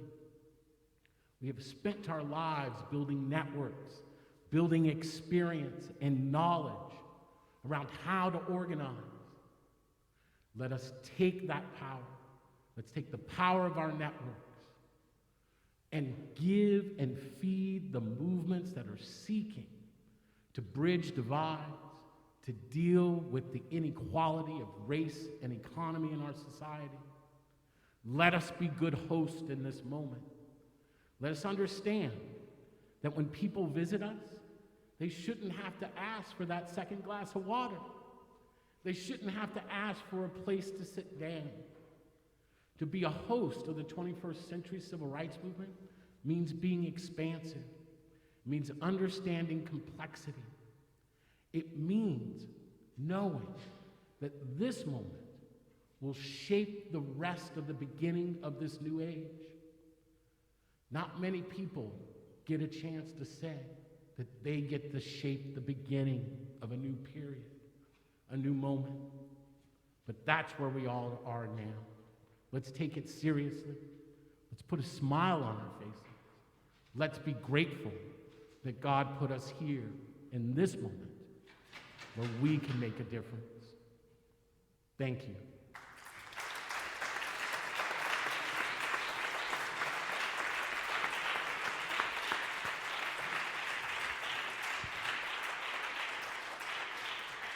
As our Haggadah says, Dayenu, if it had only been that, it would have been enough. But we have more. I think what we'll do is take a true 5-minute break to stretch, to move around. I know there are many, many, many people watching online from what my phone is telling me. Leave the stream going. We'll be back in 5 minutes to hear from Rabbi Jonah Pesner, director of the RAC, and have a panel conversation with our speakers that you should be involved with as well.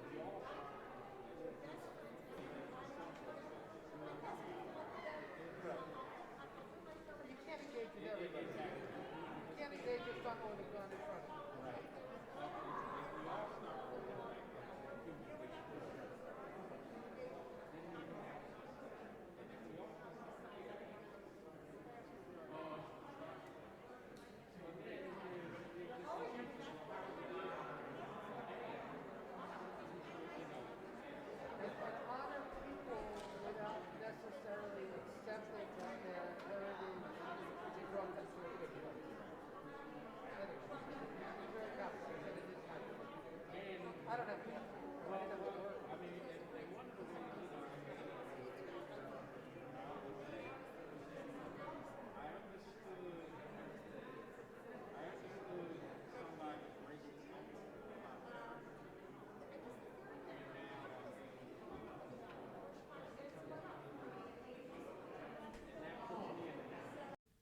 And she said, I'm a Jew. And the myth that I grew up with, the myth was that my grandma Fanna came here with nothing, and because she lived the American dream, she was successful. My father was first generation to go to college, and the rest is history.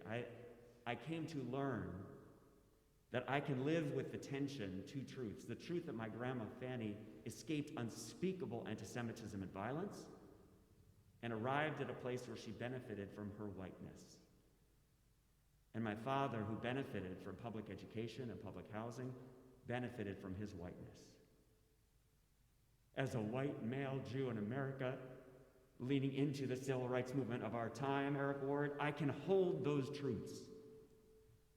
And I hear Eric Ward saying, when people have demographic anxiety, it's to call them racist. Because to my white Jewish family, and I'll say something to my Jewish family of color in a moment, to my white Jewish family, too often we get defensive and say, what about anti-Semitism? How can you say we're white or privileged, let alone your grandma Fanny? Or frankly, the Tree of Life shooter, or Jews will not replace us, or the people that sacked the Capitol that Eric Ward described, who wore Camp Auschwitz t-shirts. We know they would come in this space, they would shoot us all, black, white, brown, Jewish, Christian, because Eric is right. White supremacy will always use the Jew. We have, those of us who are white Jews, conditional privilege. We have privilege. It's conditional privilege. As long as the white Jewish community says, well, we'll go along and get along with the systems, then we benefit from that privilege. And to my family of color in the Jewish community, this conversation about racism and white supremacy and anti-Semitism, to the Jewish family of color, black Jews and brown Jews and Asian Jews and Jews of all hues, this is not an academic conversation. To live in an intersectional reality, to live in a reality of anti-black racism, of anti-Semitism, of LGBTQIA phobia, and all kinds of other isms, is to live in the reality of what it would take to actually overthrow the systems of oppression and white supremacy. I am guided this afternoon. I keep rereading and rereading Isaiah chapter 1, verse 17. I can't believe I didn't get this. I'm sure Reverend Moore knows this one cold. I rediscovered this text the other day. It says, learn to do good, pursue justice, and relieve oppression. Learn to do good, pursue justice, and relieve oppression. Now, maybe it's not that these are three separate things. Maybe when we are learning to do good, that radical kindness, did you call it? Radical? Courageous kindness. Maybe courageous kindness, that if we just center ourselves in the goodness of the light of Hanukkah, and we pursue justice, we overthrow systems, then we will actually alleviate the oppression that is among us and around us. I'm going to say one other word, and then I'm going to come sit down and open up for conversation. What I heard and what I learned, so much is embodied in a story of what I experienced when I went to go visit the city of Pittsburgh during the hours after the Tree of Life massacre. I live in Washington, D.C., so as soon as we saw the news, I got in my car and I drove straight to Pittsburgh to be in solidarity with the Jewish community there. I saw a lot, I held a lot, I was held a lot. It's more than we have time for today, but the part of it I want to share with you is, you may remember the next night at Soldiers and Sailors Hall, which is a historic gathering place in downtown Pittsburgh. Tens of thousands of people from the community gathered in a vigil to be with the families that were impacted by the Tree of Life massacre. And it wasn't just the Jewish family, and it was Orthodox, Reform, secular, and everybody.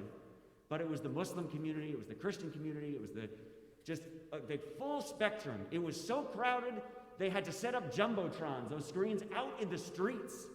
And it was raining, but it was packed anyway. And there were the families at the front, holding one another and being held, and the rabbis and all us muckety-mucks. And then what happened? The leader of the Muslim community got up and said, "We are with you, Jewish family. We are collecting money," and they raised hundreds of thousands of dollars to pay for all the health care bills and the funeral costs for the families. And he said, "We in the Muslim community, we will stand guard outside your synagogues and keep you safe." And then a prominent black pastor got up and said the following: "Let us remember three things. Number one, this was an act of anti-Jewish hate, anti-Semitism, full stop. And when you attack the Jews, you attack all of us." And then he said, "But number two, let us remember that 3 days ago, 2 people were shot in a Kroger's department store because they were black, because the church the shooter tried to get into was locked because Mother Emanuel's shooting when 9 black churchgoers had been gunned down several years before." And finally he said, "Let us also remember that this synagogue was targeted because it was a HIAS congregation, the Hebrew Immigrant Aid Society, that was celebrating Refugee Shabbat." And he said, "We here in Pittsburgh, we are a solidarity community. We stand together." And then here's what's incredible, and with this I'll end. Remember when it was. It was in October of 18. The people in the room erupted in a chant, "Vote, vote, vote." I thought, is it too soon to get political? You know what I'm saying? And here's what I learned, and with this I will sit down and invite all of you to react and ask questions of this panel. I learned that as Jews, our safety is in our solidarity, and our redemption as a nation, if it's going to come through democracy. Our safety is in our solidarity, and if redemption is going to come, it's going to come through democracy. We can talk more about that, but one last time, will you celebrate this wonderful panel? And so hopefully you all thought about what was coming up for you in terms of what stood out for you and what you're holding, but now I think we want to ask people if they have questions or reactions. Can we do that, Rabbi Baisley? Great. Yes.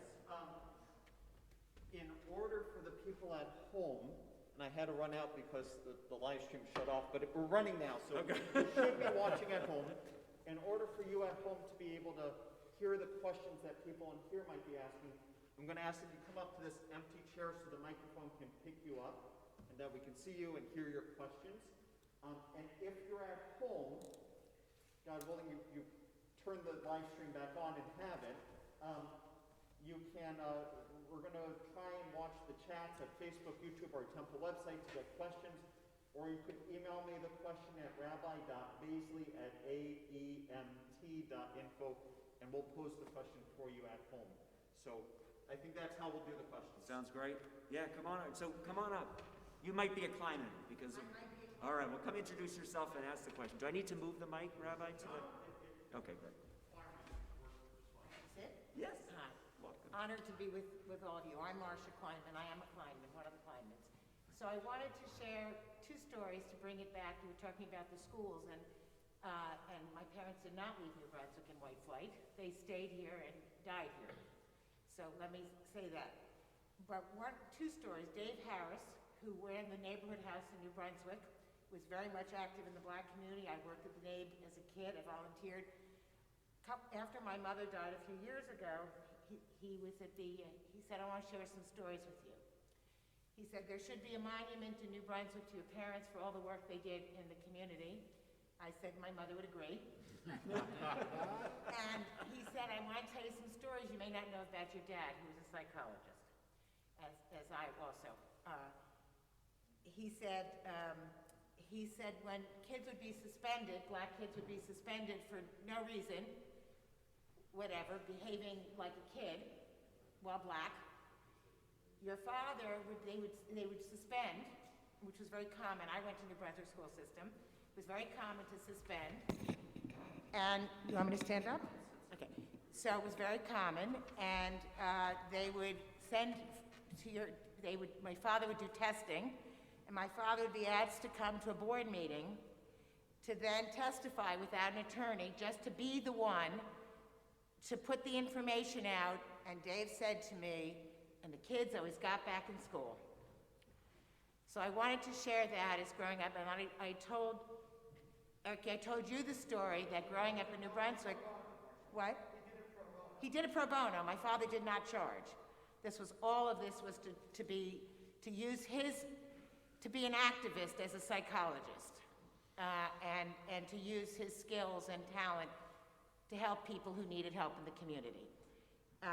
And the other story I told you is I went to New Brunswick, and in the 6th grade I had a teacher by the name of Mr. Papa, and I was best friends with a young woman named Portia Orton, who she and I are back connected together on Facebook, who lives in New Brunswick.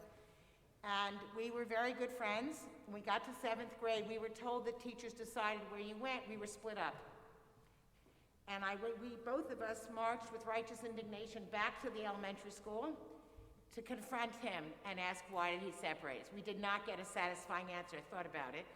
And of course we then went different classes, went different ways, and we have now been reconnected. But I wanted to share those stories of my experience, but I grew up hearing on the micro level about racism. It wasn't called racism, but it was about people being treated as equal. Thank you, Marcia. Thank you. Thank you. Thank you. Other folks have questions, or just come on up, and we're making this interactive, and it's Sunday afternoon, so everybody's gotta go. And by the way, how about Eric wore sneakers? I did not get the memo. We all think up here would be more comfortable with our. Welcome. Hi, thank you. Will you introduce yourself? Jennifer Altman. If you have a seat. Okay. A member of Untitled. And I'm actually also a community college professor, a sociology professor at Middlesex County College. And so I'm going to try to see if I can articulate my question. Thank you all for being here, and some of the stuff I'm going to be calling you to steal so I can use it more in my classes and things. But as an educator, we're sort of spoiled because we have an immediate classroom, especially at a county college, community college, we have an immediate audience that's diverse. Not socioeconomically diverse, but racially, gender, sexual orientation, ethnically. And I guess, other than that, there are very few opportunities in our lives where we're with people that think differently than us.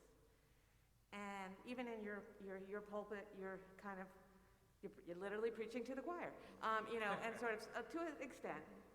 So my question is, to move forward with all the numerous problems and challenges that our society face that you all talked about, even trying to lead with courageous kindness, we're in different spaces. And I've always wondered how to break through those different spaces so that we can show courageous kindness and also understand each other. So my question is, Great question. how do we, as everyday citizens, how do we even begin to approach that? Yep. I'll end here, is that during the whole Black Lives Matter movement, there was a big movement in higher ed, and I'm sure K through 12, but more in higher ed. We're gonna have these diversity, equity, and inclusion task force. And some schools probably did it well, or I don't know how we would even judge what was well. But the point is, some hired folks to come in and navigate those discussions, like probably someone like you. So the question is, one, how do we find those spaces in our everyday life? Yep. But two, I always feel like there should be this I don't know what it is, the way that we educate educators to do that, like a field of people who it's job there isn't to go into these spaces and be a moderator, but specifically about the challenges you are all Great. talking So about. it's a great question. Let me you can go. Thank you very much for that. Let me offer two quick reflections. And this is exactly, I mean, Eric, when you talked about getting into courageous conversations, you got to have somebody to converse with, right? I just came back. Dr. Gaffney and I were bonding over being Wesleyan University, class of 90, 94, 95, 94. Wesleyan, which is a very left-leaning, or I don't know how to describe it, like the concept of political correctness was born at Wesleyan University, okay? And so it was called Diversity University, except that you had to be in the world that we're in. So the president of Wesleyan University launched an initiative about 10 years ago where he created both a recruitment and scholarship program to enroll veterans who are coming back from Iraq and Afghanistan. And it was not just an act of public service to honor our veterans, it was like he understood the dynamic. Too many students at Wesleyan were in a bubble where they were taking out claims or statements about the military and militarism without actually ever having talked to anybody who served in the armed forces. And that changed the conversation. And then the second thing is I know you do this here, and I know, Artie, you do it at your synagogue, but it's a very easy thing to say we are no longer going to do MLK Shabbat where we just do the pulpit exchange. We're going to actually get folks having Shabbat dinner or Sunday lunch more than once a year, but every Sunday, every Shabbat. We're going to have intentional conversations across lines using our churches, synagogues, and mosques to build the relationships. So we move from the performative acts of solidarity into the relational acts of solidarity. And I said Eric in DC the other day, I said, Eric, why didn't you tell me you were coming to town? You could have come to my home for Shabbos dinner. To me, the number one way Jewish people can do the work of getting proximate is to invite people for Shabbat. It means you be doing Shabbat, but I assume you all do Shabbat. But get folks in your home doing Shabbat who don't look like you or talk like you or act like you. But anyway, those are my three quick. I love the question. What do you folks think? I always have something to say. Good, but say it loud. I'm further away. I live further away, and so I feel like it's important to hear the voices of proximate voices here. But what I'll say really quickly is anyone who tells you there are rules, right, that they know the way that we should be moving forward is probably lying to you and talking about rules that applied in the past age, right? The truth is, I promise you, if we knew what to do, we would just hand you a list and say do it, right? This takes practice. I promise you. And I say that to folks because, right? I would write it and I pay people to read it, right? Here's the deal. We are in a new moment, and a new moment, right, calls for new ways and new innovation. What we know is that it's about leaning in, as Rabbi Pesner just said. If you want to, right now, it just sounds, I have lots of friends, I'm on the left, right? I have lots of friends on the left, we have lots of ideologies and trainings, and we're always talking about the big things, right? But the truth is this is not a moment of big things. And if the big things happen, it's not actually going to be because of us, right? What we can do, though, is set the terrain. And the way we set the terrain is through small steps, right? So if you want to be in spaces that you're uncomfortable in, you actually have to put yourself in those spaces. And I think one of the courageous things we can do right now is to ask people to just come be uncomfortable.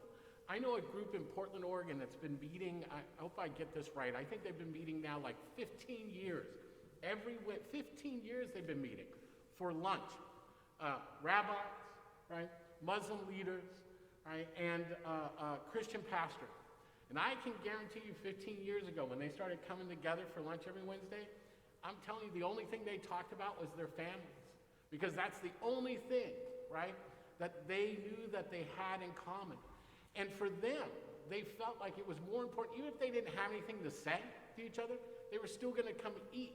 Because just being in the room together, right, was a radical statement. And so that's what I mean about courageous kindness, right? It's not getting everyone in the room and everyone is friendly. It's just saying, look, let us stand together. Let the rest of our community see that we are a diverse community. And while we may not have figured it out, let us say that we are committed to figuring it out. The rest of it will come because, people are creative people. We're creative. I don't know, that's what I would add. Don't overcomplicate it. Just do it. So, can you hear me okay? Sorry. So I'll just add that I think single event diversity trainings, whatever you call them, have limited impact. They can help begin, but they are not the end. These sorts of this sort of process needs to be over sustained conversations that we keep coming back to. And so a classroom is an amazing space for that. Community groups that meet regularly can be really powerful for that. But even individuals, I've talked to many white people who I've urged white people to talk to white people in their families or in their friend or neighborhood network, and think about it as a series of conversations, not like go in and try to change their mind on everything in one shot. That's ridiculous. But if the person who is initiating the conversation is white and expresses vulnerability about what they did not know. I never learned, almost everything I talked about today, I didn't learn when I was growing up. And I think being vulnerable about that sort of thing is really important. A lot of white people don't like to be vulnerable and show what they don't know. And I think that that's an important way to open up a conversation. And the person that they're talking to might then say, oh, well, I didn't learn that either. And why is it important if I learn about that or not? And then there can be a little bit of conversation. And then a few weeks later, there can be another conversation. So I guess these trainings that we've been talking about, over the past couple of years can be a place where a conversation could begin, but you're never, a 2-hour workshop is never going to create real change unless there is very serious and intentional, sustained follow-up. So I think there's other ways of thinking about it. So that would just be my 2 cents. Rabbi, you want to add some thoughts? Yeah, I really appreciate Dr. Gaffney's analysis. It's one of the reasons why someone had asked earlier during the break, how do we get to these individual pastors, preachers, religious leaders that preach hate? And I stopped trying to get with them a long time ago. And it's not that I don't have any hope, I just don't have enough time.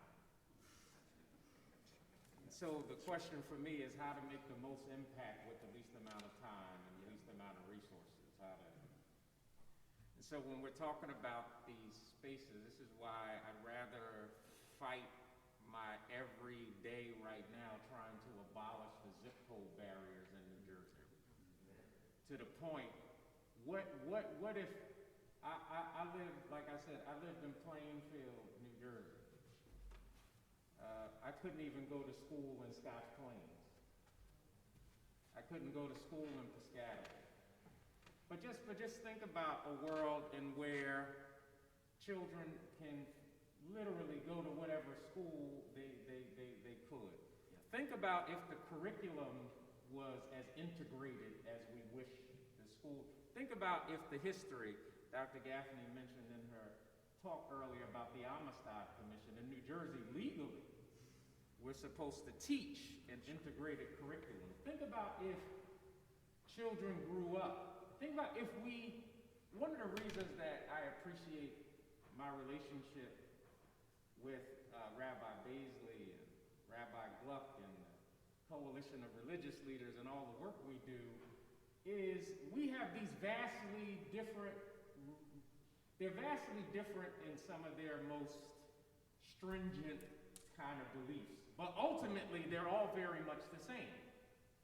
And I have more in common with the various religious groups in that room than I do with conservative Christians. And I know that because we have a space where we're consistently together. And because we all kind of come with the same ethos, and we know each other's story. Think about a world of New Jersey in which children grow up learning and appreciating each other's culture, appreciating our story, appreciating our diversity. Then I won't hate you because you moved in my neighborhood. There's also these hyper-segregated, the history of redlining and the way affordable housing is done in New Jersey, so people just can't even live wherever they want to live. And so, in my mind, the work is, how do we dismantle the zip code barriers that affect education, that affect housing, and also how do we dismantle, the public education school system is ingenious if we systematize justice the same way we do racism. And so the day that we get systemically just, systemically loving one another, systemically telling the whole truth, is the day we make the most impact, and we probably can get closer towards the beloved community concept that King and his Jewish brothers and sisters that were fighting for during civil rights. Amen. We are going to create a system of justice. People talk about the criminal justice reform. It's like, what about, where's the justice? Yes, exactly. Criminal injustice reform. Exactly. We are getting tight on time.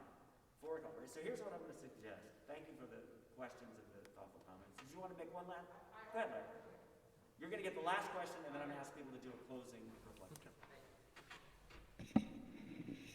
So, I want to first say that when you just invoked Dr. King's name, my mother was in Washington, and there's a famous quote of his that injustice anywhere is a threat to justice everywhere. I actually think it's the inverse.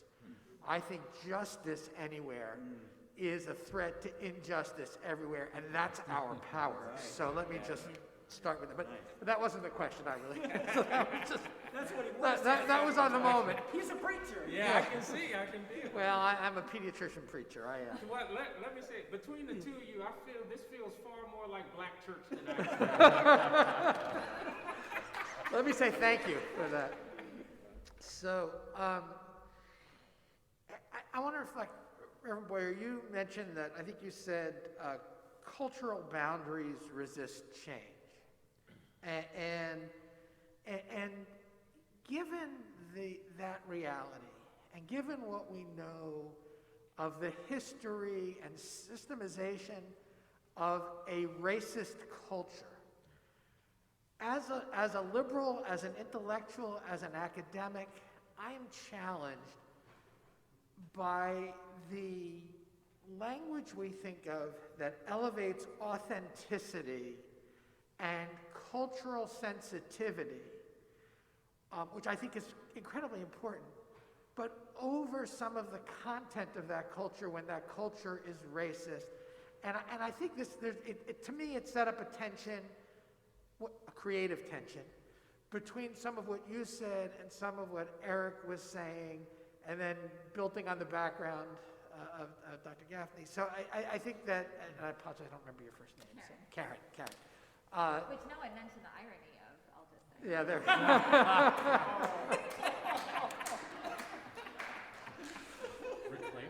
So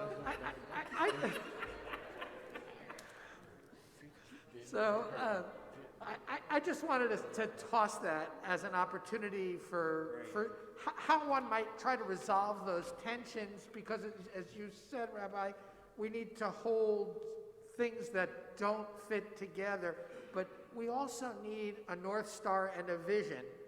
And it's clearly not simply reject racists, because, as Eric mentioned, that's not the helpful thing to do. It's not simply reject the culture, and yet it can't either be accept the culture because it's the heritage, right? So anyway, thank you. So here's my suggestion.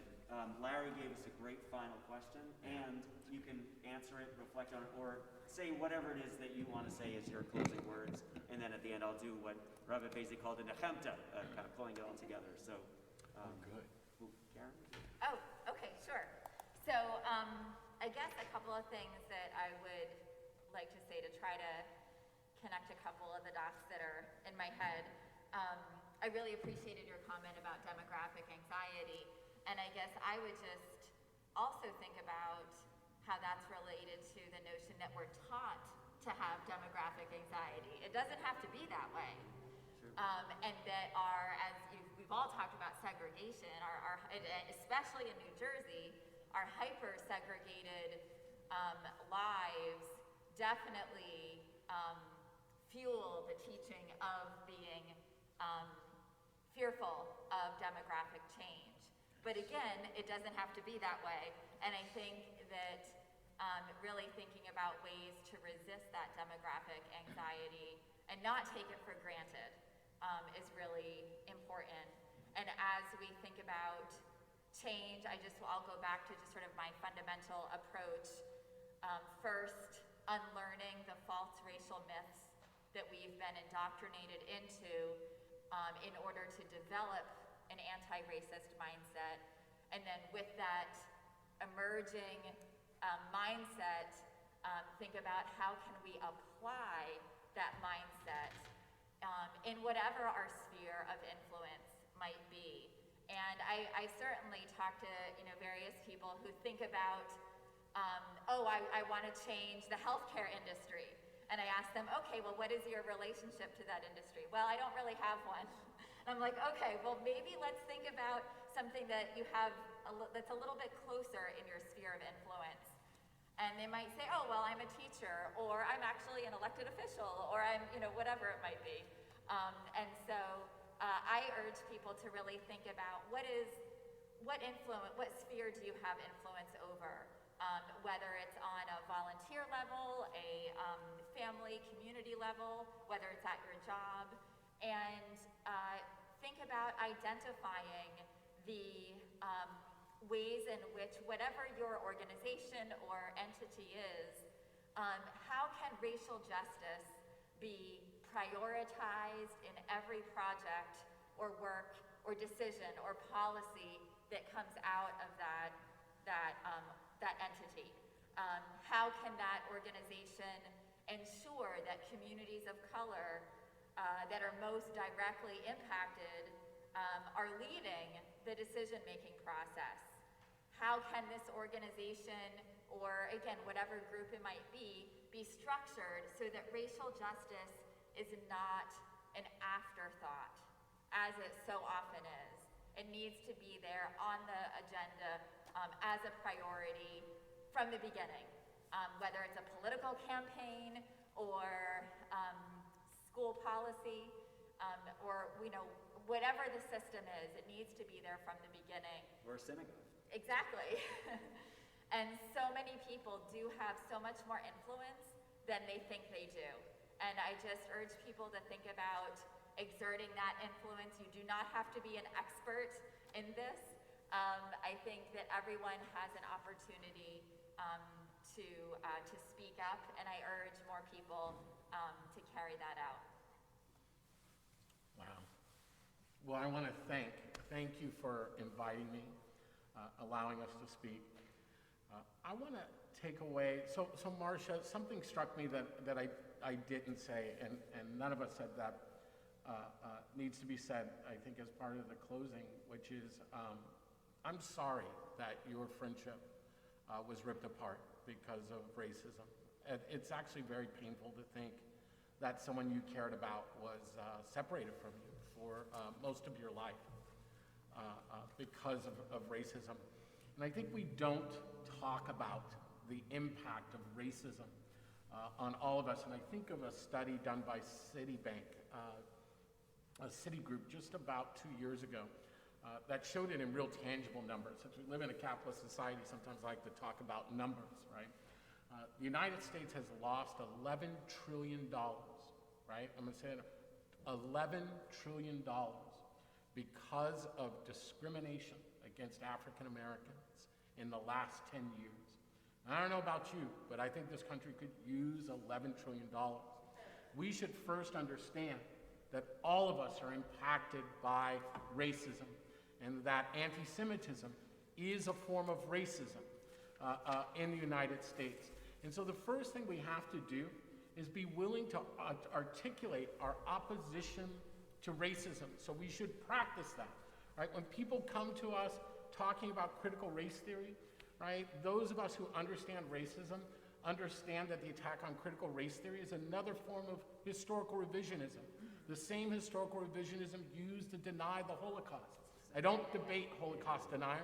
I don't debate people who deny the impact of slavery and racism on our society. That's a moral line.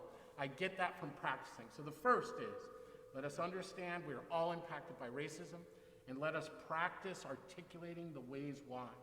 Second, let's talk to businesses. Right here in this community, Johnson & Johnson exists, a very significant corporation who should help this community live up to its values in challenging segregation, right, and ensuring the inclusion of all communities. This is a time where we need to hear from the voices of business leaders, and I hope you all come together and ensure that those business leaders are speaking out, right, and that their businesses, right, are shining about the best aspirations of your community, and you can do that together. The third, I got a little test, because I'm curious what you all might tell me in a year. This is something very specific you can do. You have two phenomenal leaders sitting right here, right, on either side of me. I wonder what it would be like if you all showed up for them over the next year in their public presentations, right, when they are organizing trainings, if you were advertising, talking about them on your networks and social medias, right, when they're quoted in the media, if you wrote a letter, right, to the editor saying, I really liked it, you know, just for 2 years that you know you have two prophetic voices here on racism, what might change by showing up for these two over the next year? And I'm going to be curious what you all tell me 365 days from now. Thank you so much for inviting me.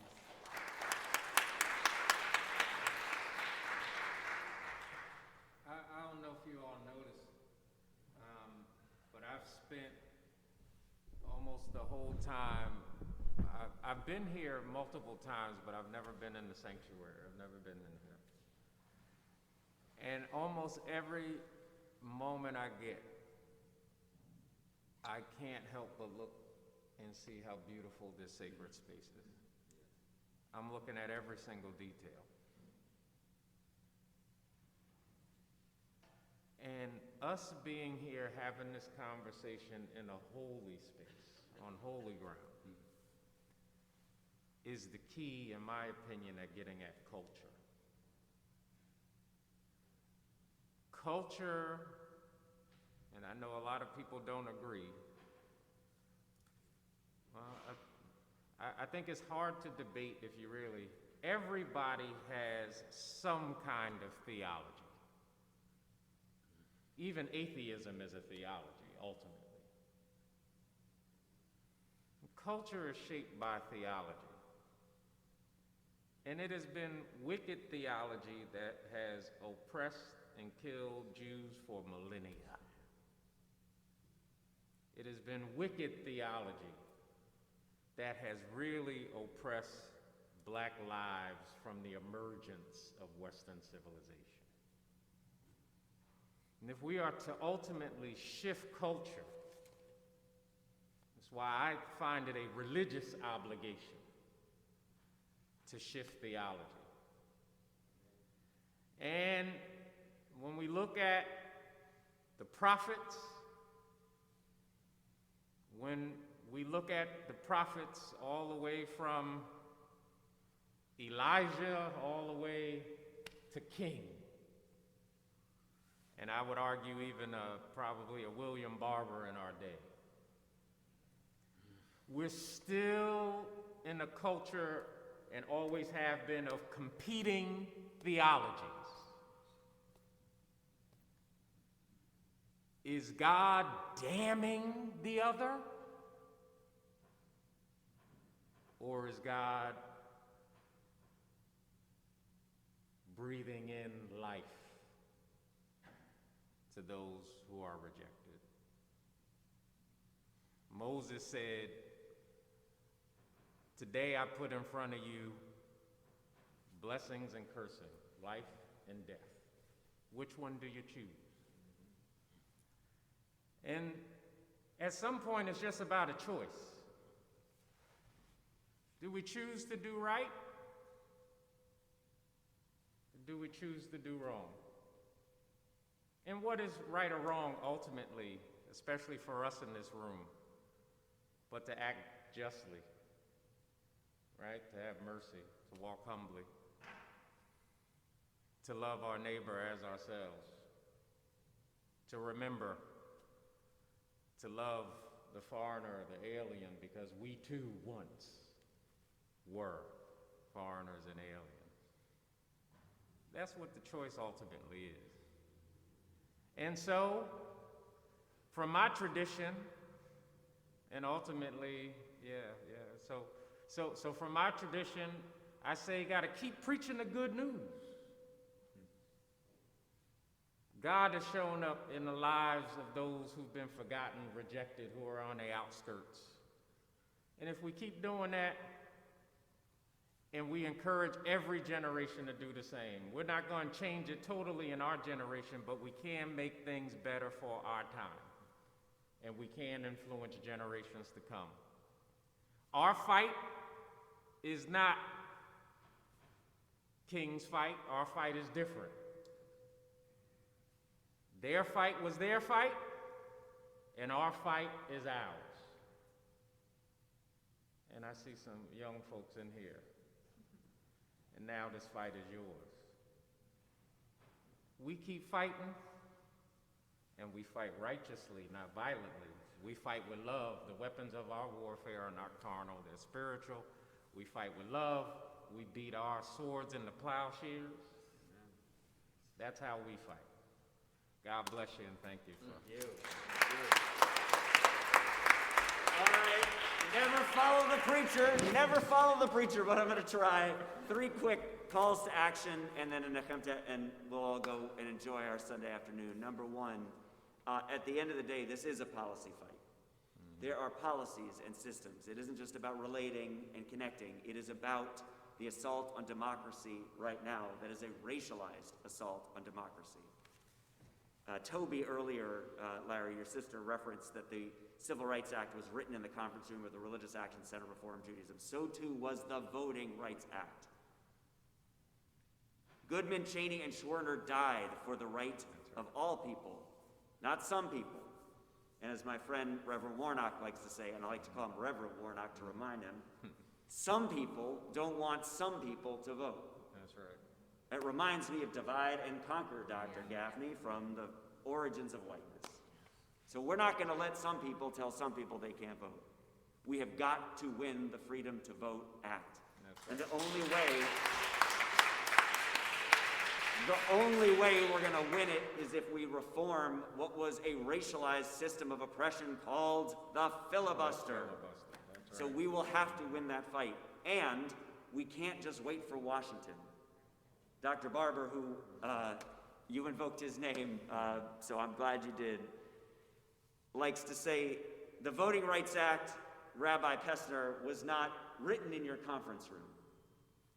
It was written in blood in Selma and transcribed in our conference room. So in New Jersey, my friends, the folk that we heard about before that are incarcerated, the folk who couldn't get into fair housing because of their criminal history, the folk who are going to jail for being in a health care crisis, and the list goes on and on and on.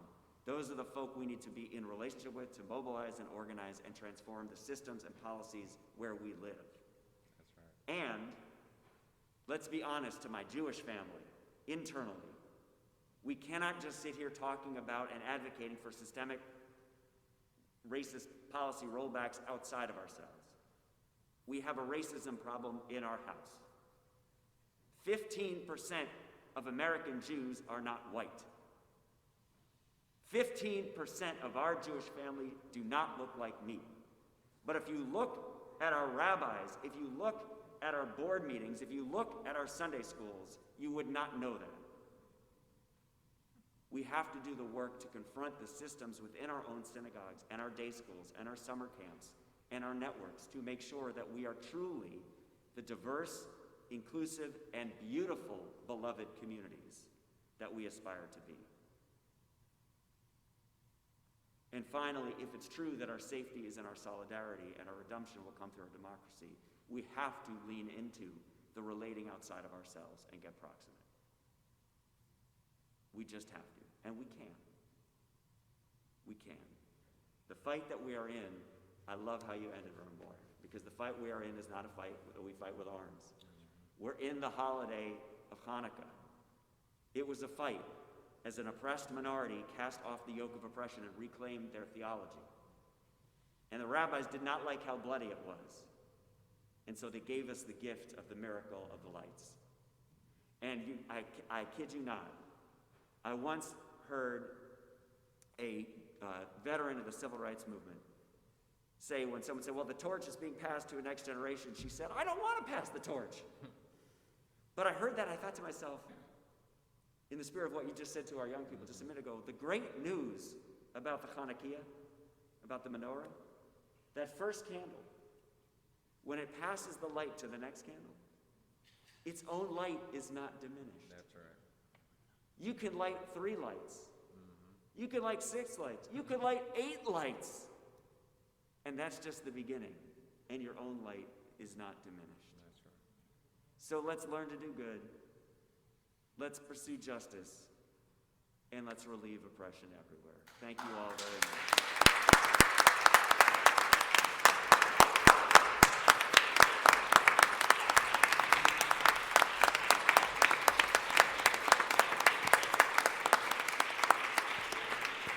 Thank you all once again.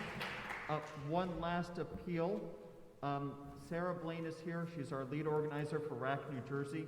You can email her at sblaine@rac.org, SBLAINE@rac.org, to sign up for our kickoffs, Democracy in a Day in particular, and the other things we're doing. And our speakers don't know I'm going to make this pitch, but please consider supporting all of their organizations. The work that they do is sacred, and don't think about it as fundraising or dollars, think about it as tzedakah and enabling sacred work to occur. So please consider giving a donation to them. Thank you all. I think